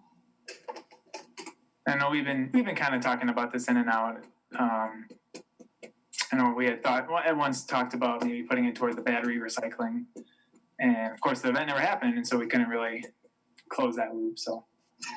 Yeah, and I have to apologize. This fell off of my radar. So I did follow up with Misty just to see how we are able to spend these CDRR dollars. And just for history, for folks who are not aware of what this is, it's the Construction, Demolition, Reuse, and Recycling Ordinance. In the past, we collected a credit when we collected the CDRR application, and then folks would be able to get that deposit back at the end if they submitted certain paperwork. And it was, I believe, a $50 or $100 credit or deposit, and people were not picking it up because I guess it wasn't worth their time. I'm speculating, but I think it wasn't worth their time to put together the material that was needed in order to get that money back. So currently we do have $26,000 and 361, or 20, sorry, let me reread that. $26,361 is what we have available.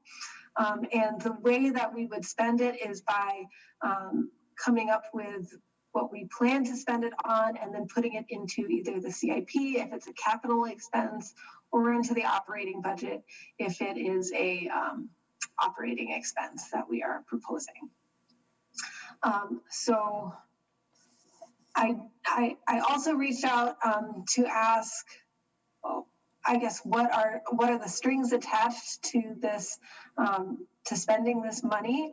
And what I was told is that we really should be following the original ordinance that was in place at the time that the credits were collected. So I do have that handy. So I'm going to share my screen and show you what this ordinance previously said. And because we don't have deposits anymore, it's not something you can just go look up currently, but we do have that record of what it previously said. So the deposit shall be used for payment of construction and demolition recycling reuse deposit refunds. So, that would be if someone came to collect their deposit, costs to administer the program established by this part. And then 3, which is what we're talking about here, is cost of programs whose purpose is diverting construction and demolition debris from landfills. So one question that I asked of our finance director is, would we be able to spend this money on programs whose purpose is diverting waste in general from landfills, but not necessarily construction and demolition debris, because that is a much more strict audience that we would be spending the money on.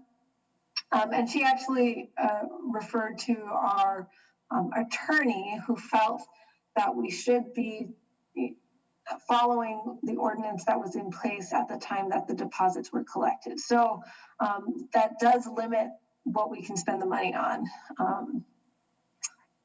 And I was hoping we could spend a minute just to brainstorm if anyone has any ideas of programs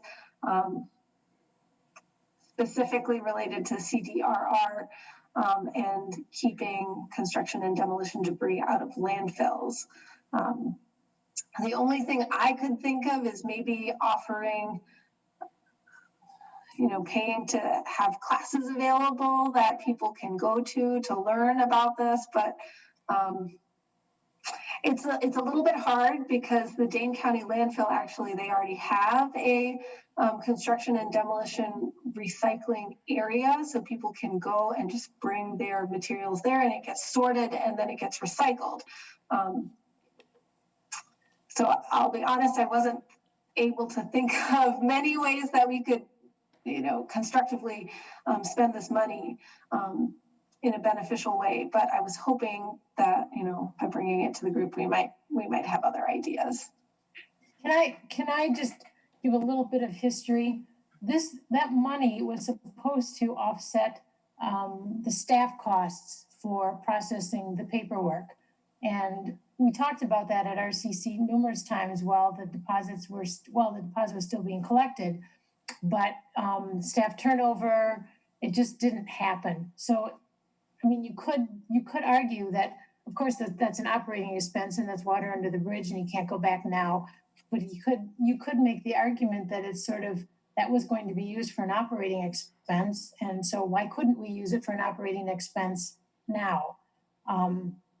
So with that argument, we talked about possibly, at one time, I think we talked about possibly using it to pay for the cost to mail out the recycling guide, an updated recycling guide to all residents. And if we think we might be able to do that, then I'd like to table that for our discussion when we talk about recycling and disseminating information. Another thought that just kind of came in when I should have put a note down about it. It's again a stretch for construction and recycling, but perhaps we could do another hazardous waste collection. We did that. Oh gosh, maybe that was 5 years ago now, where we actually brought Clean Sweep into Fitchburg, and at the time we had a grant to defer half the cost. I think that it was like $10,000 to bring them in. We paid $5,000 and the grant covered the other $5,000. That was an extremely popular event.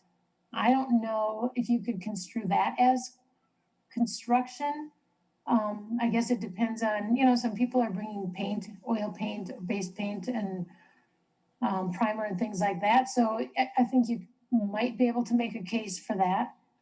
Those are my thoughts. I think those are both really good ideas. For the recycling guide, maybe I think CDRR is in there. It's probably, one line within the entire packet, but, it might be, I would consider that legitimate, because we would be disseminating information about how to reduce CDRR debris getting into landfills. So maybe I'll just run that by our finance director and see her thoughts on that. And clean sweep, I also think that maybe that's justifiable because, as you said, there are, I don't think everything will be related to construction debris, demolition debris, but I think we would capture a lot of it would be related to that. So I like both of these ideas. So I think what we'll do, both of these are really operating expenses. So this is something we can remember to include early next year when we talk about that again. Well, does anybody else have any ideas? I'm looking for the recycling guide on the website. This is really a bone of contention for me. It's so difficult. You put in recycling and you don't get the website that has access to the recycling guide. You get everything but. Yeah, the website's actually rebuilding the websites in the CIP for a few years out, but that's I agree that the website search bar is not great. Well, it's unfortunate because we spent a lot of money to get this website done, I don't know, 7 years ago, 5 years ago. Was it that recently? Yes. Yeah, it wasn't too long ago. And that is something that I have brought up to IT to see if they can, manually change what comes up when you search. And unfortunately, it's just a generic algorithm. So it's not something IT can just go in and change what comes up when you search for recycling. I thought that they could put in buzzwords so then it would trigger it. No? So we can add more words, but I guess there's no guarantee that it kind of comes up at the top. And I know the recycling page already says recycling all over it, so I'm not sure, I guess, what else could be done. Well, it looks like we take up a third of a page in that guide for construction and demolition. Nice. Oh, wait, there's 2 pages. Yeah. Okay, and that's actually significant since it's only, I forget, 20 pages, something like that. 22. 22. Well, it's worth a shot, right? To run it by finance director and see. I mean, Diane, I think those are really good ideas. money's just going to sit there for now, right? I mean, I don't think, is there another committee that's trying to get these funds or something? No. No, I think it's been sitting there for a long time, and if we can think of good ways to use that for our mission, then let's go ahead and do that. Great, cool. Seems like using it for outreach material would be good if we could do it that way. Okay, great. So I'll run these ideas by our finance director just to verify that she agrees that this would be a reasonable interpretation Great. of how to spend that money. Well, Thank you. We're at 30 minutes. Sounds good. Thanks, Ron. Let's move on to 5B, Fitchburg Star articles. 10 minutes, I'll probably take a little less than that. I guess I got 2 things. It seems like we have enough articles. I don't know if everybody got to read Diane's completed article in the Star. I know I did yesterday. Thanks for getting that together, Diane. Lots of good tips. Yeah. Thanks. it looks like Claudia's on the docket for a leaf-free streets article next month. And then Gabriella was slotted for something in November. And after that, we don't have nothing. So everyone still think about what you could potentially write. I mean, like we said before, anything's open. I'll take January. I'll think of something to write up. Good. Thanks, Ron. By the way, if I can just add, if you notice in the paper, Jim Feroli's been promoted. Yeah, that was my second bullet point. Thanks, Diane. Did you contact him already? No, I was gonna ask if you should, or do you want me to? I did, and Oh, you did. he will still be our contact for these articles. So go ahead and still, he's they have a lot of stuff going on there with staff transition and COVID and things like that. So Claudia, the earlier you can get the article to him, the better. He may not get it back to you, for example, and he apologized, but he didn't get back to me until the day that it had to go to the printer. Unfortunately, I happened to check email bright and early in the morning, and I had to have it turned around by noon, which was no problem. But if you send it in early, maybe he'll get back to you. But don't worry if it's last minute. Just be ready for that. Is Jim going to be the foreseeable editor? Or is it going to slowly transition to Kimberly? He's still going to be involved in the opinion page, which is what we're on. So I'm not sure. I can't say down the road, a year from now, that might be different. I don't know. He didn't say. Okay, just curious. Super. All right. I might be able to come up for a topic in December. Okay, thank you, Chris. We'll put you down. But maybe we can rerun. I don't want to take a topic away from you, Chris, but maybe we can rerun or just rewrite some of the holiday recycling tips. Yeah, I'm happy to do February. No, I'm talking for. I think that's a better idea. Pardon me? I think that's a better idea for December. I don't know that my topic would tie into, the appropriate timing with December, but I think around the holidays, I was thinking about it more last year, and I think I referenced the recycling guide more last year. So I think it's timely information to share with folks around the holidays. Sure. Well, I was kind of hoping that you'd pull it together, but since you have a topic in mind, I guess I can pull something together. I don't mind doing that. Something could be like on the, more the buying local and, don't necessarily just get another cardboard box coming in, because I know that that's a big issue for us. So maybe the article could be on cardboard. Since I don't have a topic picked out yet, I could write that to be about packaging and cardboard in December. If and you touch on other holiday waste. If you want to do February, I don't want to take that away from you. I offered December 1st, so Okay, happy good. to do that. Great, thanks. Cool. That's all I got. If anyone else has any other comments, but I guess one final comment. I know that Claudia, you must have coordinated additional city information on the city's page. Saw that there was a couple. And thank you, Diane, for writing that. Oh, I just pulled together stuff that we've used before, so you're welcome. Yeah, it looks great. Thanks. Good. Super. All right, we saved a couple minutes here, but still 5 minutes behind. Let's move on to 5C, Community Outreach Subcommittee update. Chris, did you guys meet last month? Well, our goal was to meet between these two meetings, but we have not been able to connect to make that happen yet. So I think we'll try to target to meet again between this meeting and our next meeting. And so, there aren't a lot of updates. Nothing's happened on the multifamily front.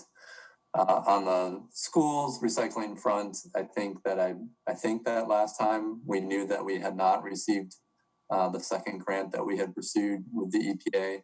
Yeah. We have had some conversations since they have released the dates that school would start, or that it was going to be virtual and that, there's a potential start date of November 1st for the Madison School District. So I did reach out to Steve Youngbauer with Madison School District, and he said that he would be interested in us helping out with more of this meals in the classroom type initiative. I've also talked to the Carton Council about that, and they have essentially pre-approved a grant for $5,000 to do something at Leopold related to this, and then be part of a national study to talk about what we're finding with that, and share signage and kind of our approach so that it can help out other schools around the country. So they've also approved $5,000 for Sustained Dane to do the same thing at another MMSD school. So now we're working through the process with the schools to make sure that they're okay with us coming in. There's still a lot up in the air, and we want to make sure the schools are comfortable with us. We know that they have a lot of other things going on, but I kind of think it's an opportunity to get out and get recycling stations set up ahead of school starting as well, to get these funds and go get it set up, and then just have some minor tweaks when students actually come in. So we'd be doing more of our work when no students would be in the school.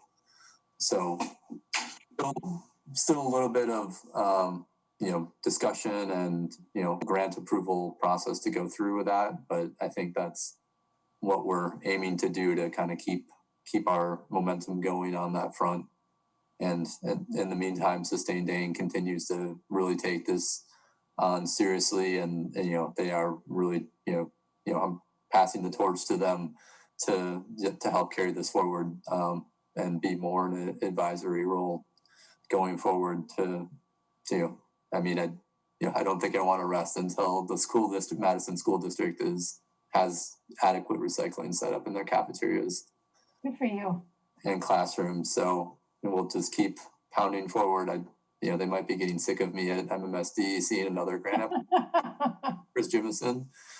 But it's something that needs to be done. I mean, we're at 40 or 45 or 50 years since the Madison School District went to this model, and we've got 3 schools out of 53 that have sufficient recycling setups in their cafeterias. It's not where we should be. Keep beating that drum. Chris, I'm wondering, is Leopold delivering while the school is doing virtual learning? Is Leopold delivering meals to the families? Is there an opportunity there for recycling education? Yeah, there might be an opportunity there. I think I need to talk. It's been developing more over the past month, and so I think checking in with MMSD and seeing where they're at and seeing where we can be, part of their team. So, a lot of it from MMSD is, their staff is stressed, and they have to kind of focus on what they do. So, they kind of see this as, well, this is going to take them more time to deal with, the recycling people out in Fitchburg that want to. I'm trying to communicate to them that we want to just be an extension of their team, and our goal is to actually save everybody time in the school system with better systems, instead of it causing mass confusion and and then worse off not getting anything recycled at all. Yeah. So that's all I have. Right. I did have maybe a similar comment in regards to the Promega Earth Day webinar. Oh yeah. Did that happen? Is it happening? I reached out about that, and I had a phone message with our contact over there and reached back out. And so,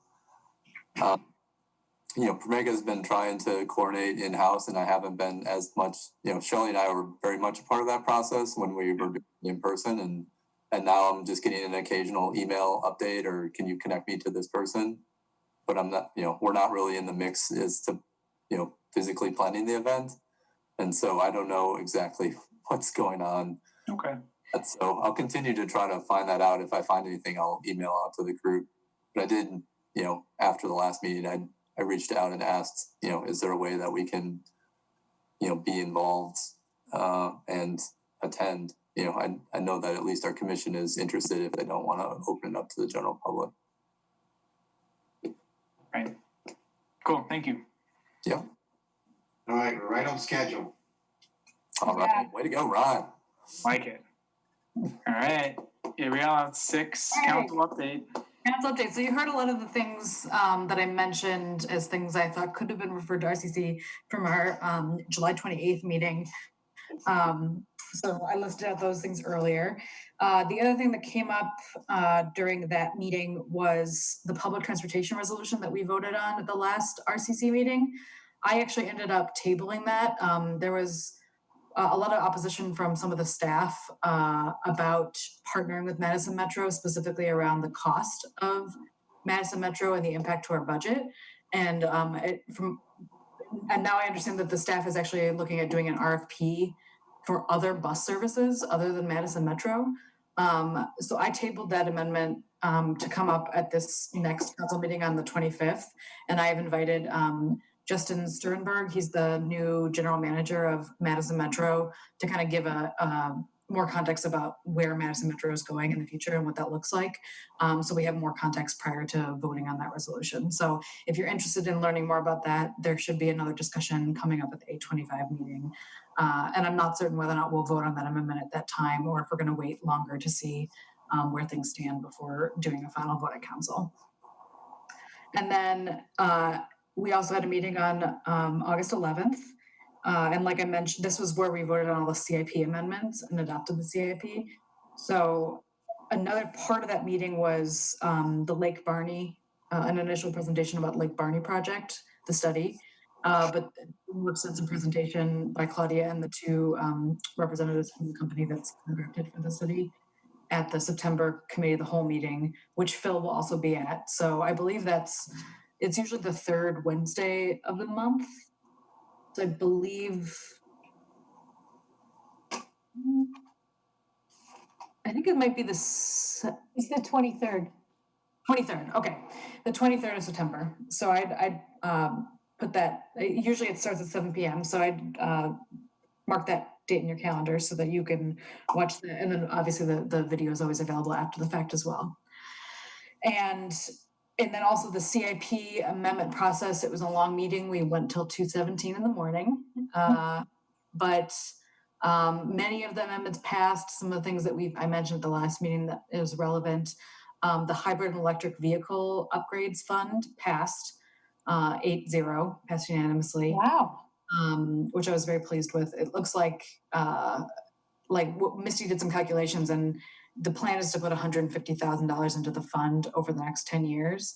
And it looks like conservatively that should save the city around $285,000 or more. Awesome. Good job. Yeah. So, Nice and then work. that'll be beyond that. That fund would be tapped to cover the difference between what a gasoline guzzler would take and would cost in a electric vehicle or a hybrid. Yes.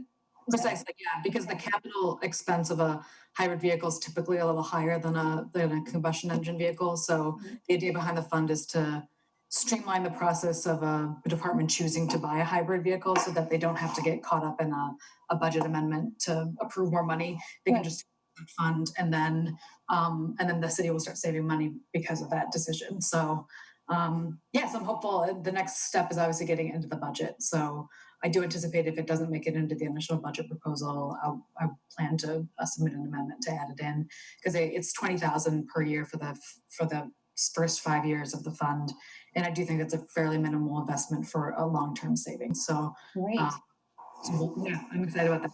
That's the final result of that will depend on what happens in the budget. The storm sewer on Florin Drive and Lyman Lane, that was originally scheduled for 2024. That has been moved to 2022. So my original amendment had moved it to next year, but given the uncertainty around the project, after having more conversation with Claudia, and also the fact that it's going to be partially assessed to neighbors, I wanted there to be a little more time, but I did want it to be faster than 2024. So it's been moved up to 2022. And then there was a lot of discussion around the Lacey and Seminole intersection. The intersection was moved and tentatively planned for a roundabout versus kind of a traditional, stoplight intersection. And the plan is to put the design for the intersection in next year's budget and then the construction of the intersection in 2022. And then I paired, along with that, I put the storm ponds in the same schedule. So design in 2021, construction in 2022. And then I also wanted to accelerate the storm sewer, but after having a discussion with Bill Balke at the meeting, decided that that could wait a little bit longer. So the storm sewer is going to be 2022, 2023. So a little bit later of a project, but still faster than the original timeline for all of those was 2025. And the complexity around that project is the fact that it's funded through the tax incremental district, District 9. And yeah, the TID is complicated. It looks like it's not performing as well as we expected it to at this point in the life of it. So just concerns about being able to actually make that funding work long term. And if anyone has any questions about that, I can share more information at some point in the future. Gabrielle, since the stormwater is being done a year later, will they have to dig up the road to do that? No, I talked to Bill. He said that, and Claudia, you can comment on this if you want, but he said that the storm ponds should be in sync with the intersection, but that the storm sewer can be later. Okay. Yeah, and I really I'd love for it to be done in sync with those, but just given my concerns about the how that TID is developing and whether the funding is going to be available through the TID, I wanted to move at those projects as far back as possible. And I personally don't think that they should be in 2021 either, but that's what the council voted on. So that's where we're moving forward. But obviously the budget process is the final word on all of those amendments. So things could shift a little bit, but those are all the amendments that I think are the most relevant to RCC. And I have a blog up on my website if you want to read a little bit more about where all those amendments landed. And then the next step is going to be the budget process. So, and I did send out the calendar of dates to you a while back, but basically the mayor's initial budget proposal should come out on September 18th. So just about a month from now. And then it'll start moving through the process. The first public hearing is on October 13th. And the amendments by the alders are due on October 15th. And then there'll be a big discussion on October 28th. It's that committee of the whole meeting in October where the bulk of the discussion about the amendments to the budget will happen amongst the council. And then the final vote and final public hearing is on November 10th. So yeah, it's kind of a longer process, but it's going to start September 18th. So. And that's all I have, unless you have any questions. Thank you. Good update. Yeah. Good job. Thanks. Yeah, thank you. Yeah, definitely a nice, well-written blog that I get a nice email from. So thanks, Gabriella. Good, thank you. I appreciate it. Okay. Good timing too. Let's move on to staff update where you got good 10 minutes, over 10 minutes to talk. Guys, Phil, you've been kind of quiet. I'll continue to be for a little bit here. Okay, yeah, so I'll start because we usually go through the stormwater and refuse section first. Okay. So solid waste, just letting you know. And I guess I'll share my screen again. At the time when I wrote this, I thought that this sign would already be out at the cardboard center, at the recycling drop-off site.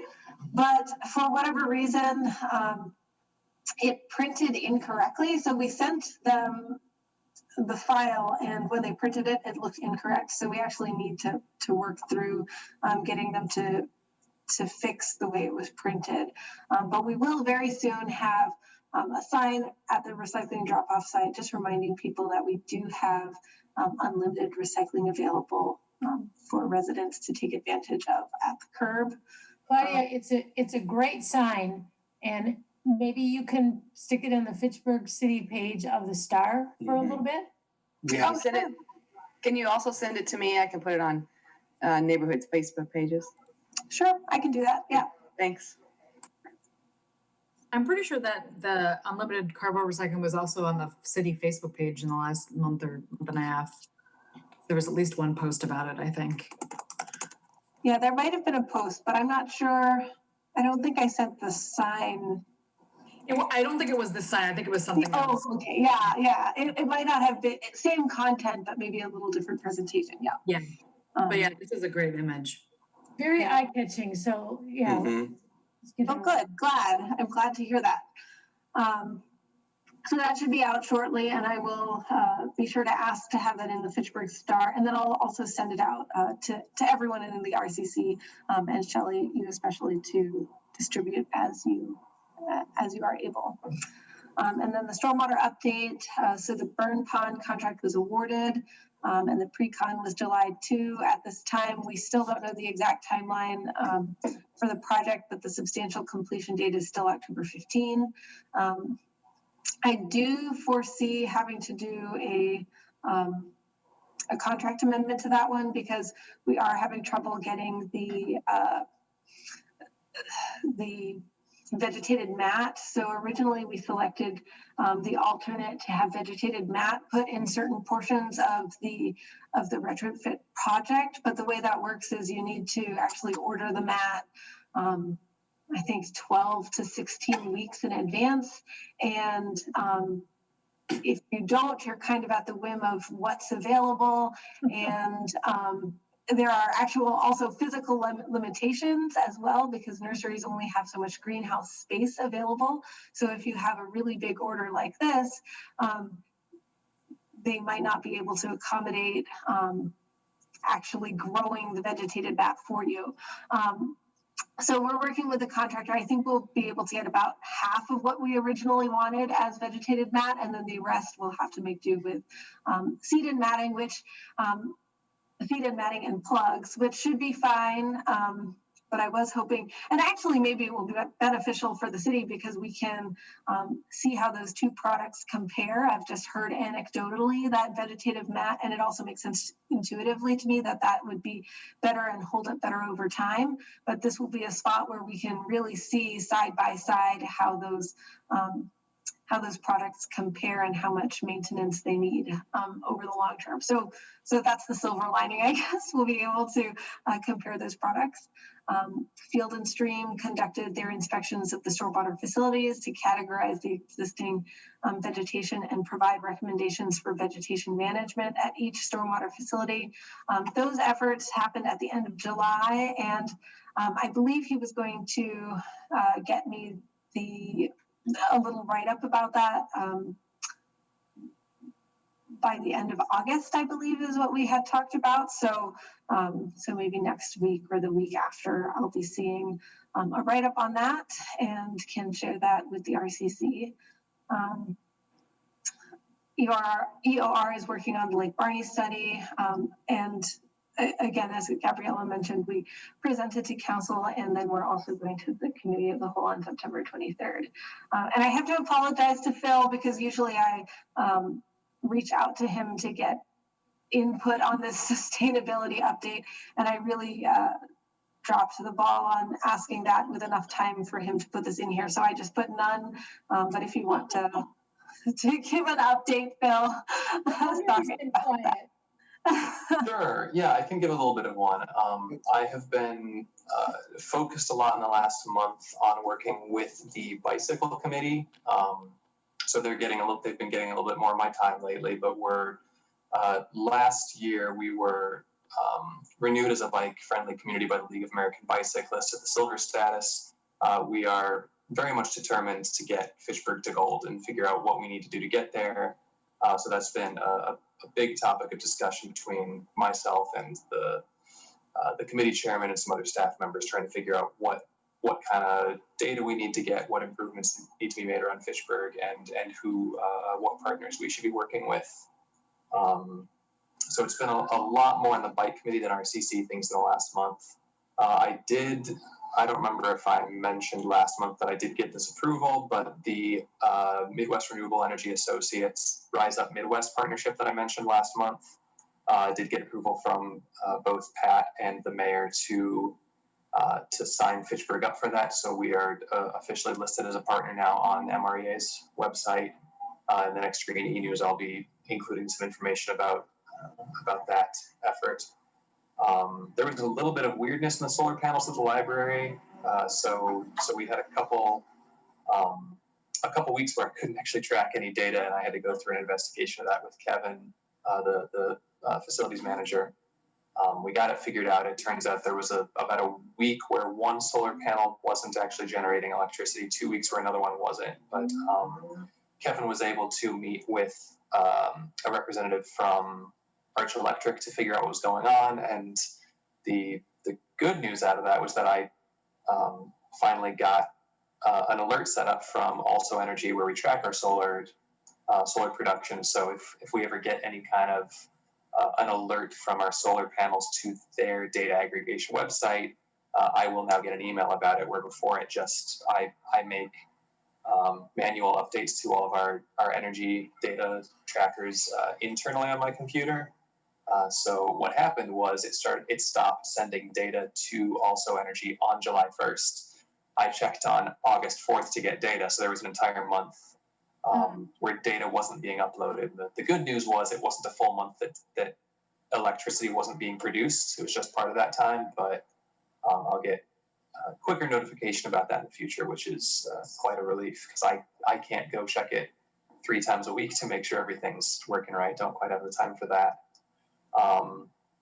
Kind of in conjunction with that, I'm still looking at trying to improve the general energy tracking. I would love to put together some sort of, certainly by the end of this year, some kind of dashboard that can be, at the very least shared internally with certain staff, with departments. I know that especially Chief Pulvermacher is really interested in seeing the performance of his fire stations. And I think other individuals in the staff would be interested in that as well. It would be something that I could share with, for instance, with council when I'm going to present at Committee of the Whole in September, having a little bit more kind of user-friendly display of our energy performance, I think would be valuable in general, but also to show the performance of our renewable energy investments. I think it would be great to be able to show what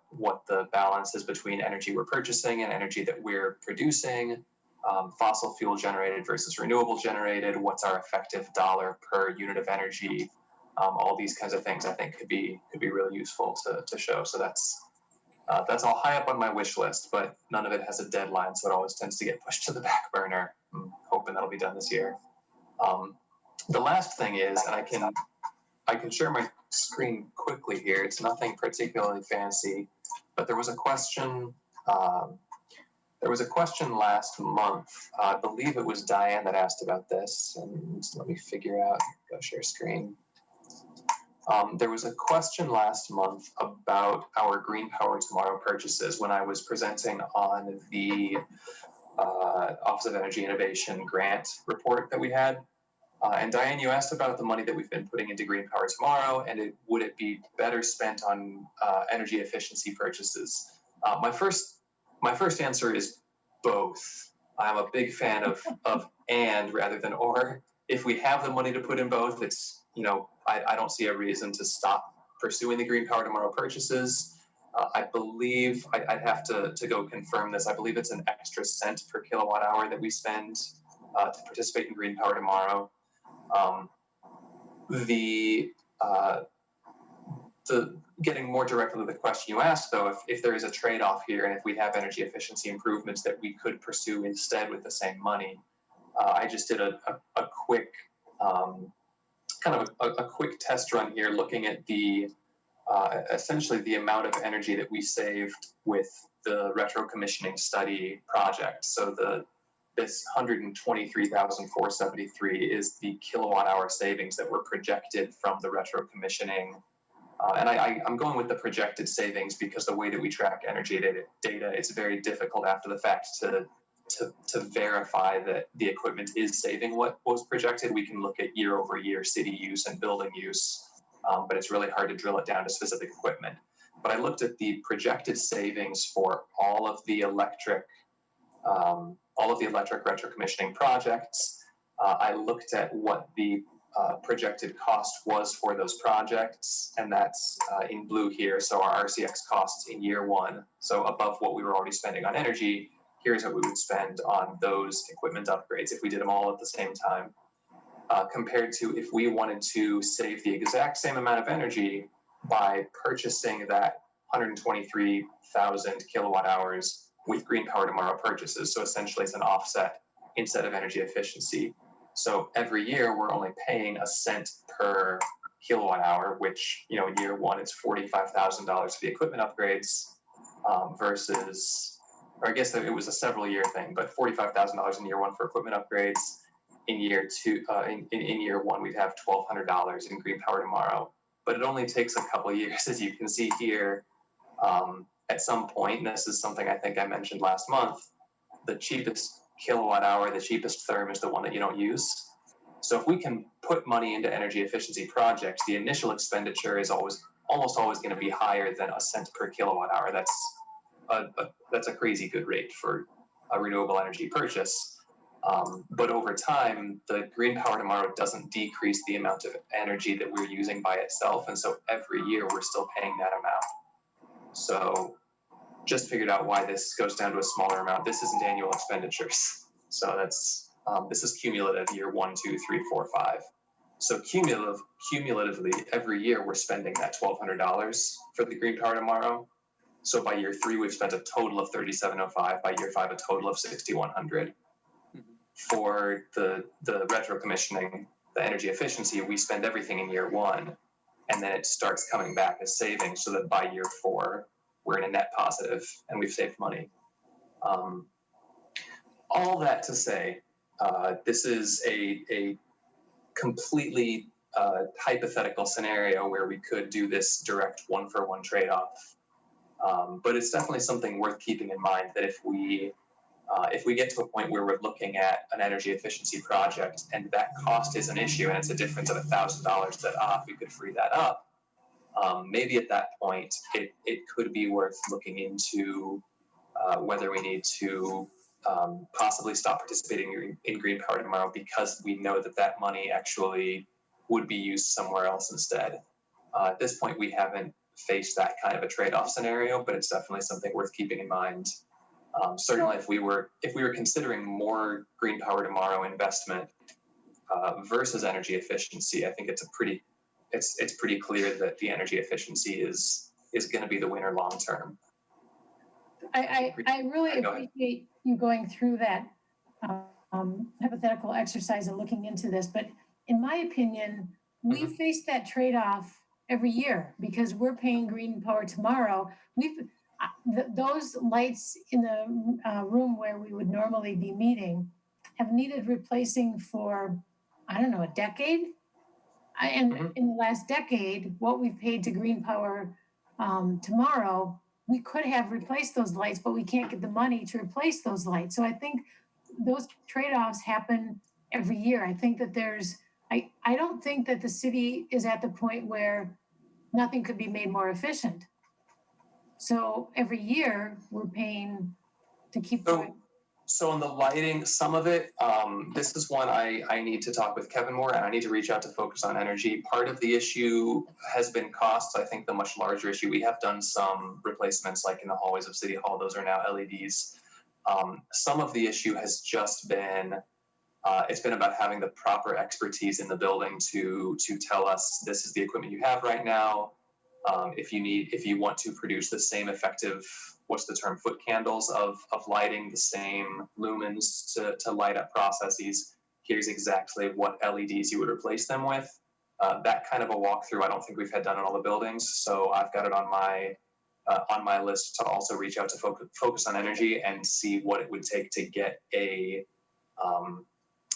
contractor, a lighting expert in to give us some recommendations, and then we'll kind of see what the costs look like. I definitely agree if we get to that point where we say we know we need to do these things, but there's not money in the budget, we look at Green Power Tomorrow. One thing worth keeping in mind is that Green Power Tomorrow is essentially, we're purchasing carbon offsets for all intents and purposes. Our goal as a city is to get to 100% of our electricity supplied by renewable resources by 2030.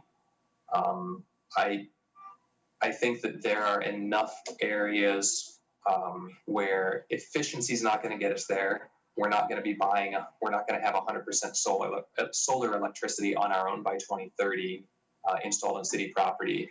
And so if we want to hit 100%, there needs to be some measure of our electricity suppliers, MG&E and Alliant, converting their own systems to renewables. And I think some of it's also going to have to come through carbon offsets. And that's going to be the case as well when we get to needing to replace natural gas and some of the gasoline or diesel requirements of our fleet vehicles.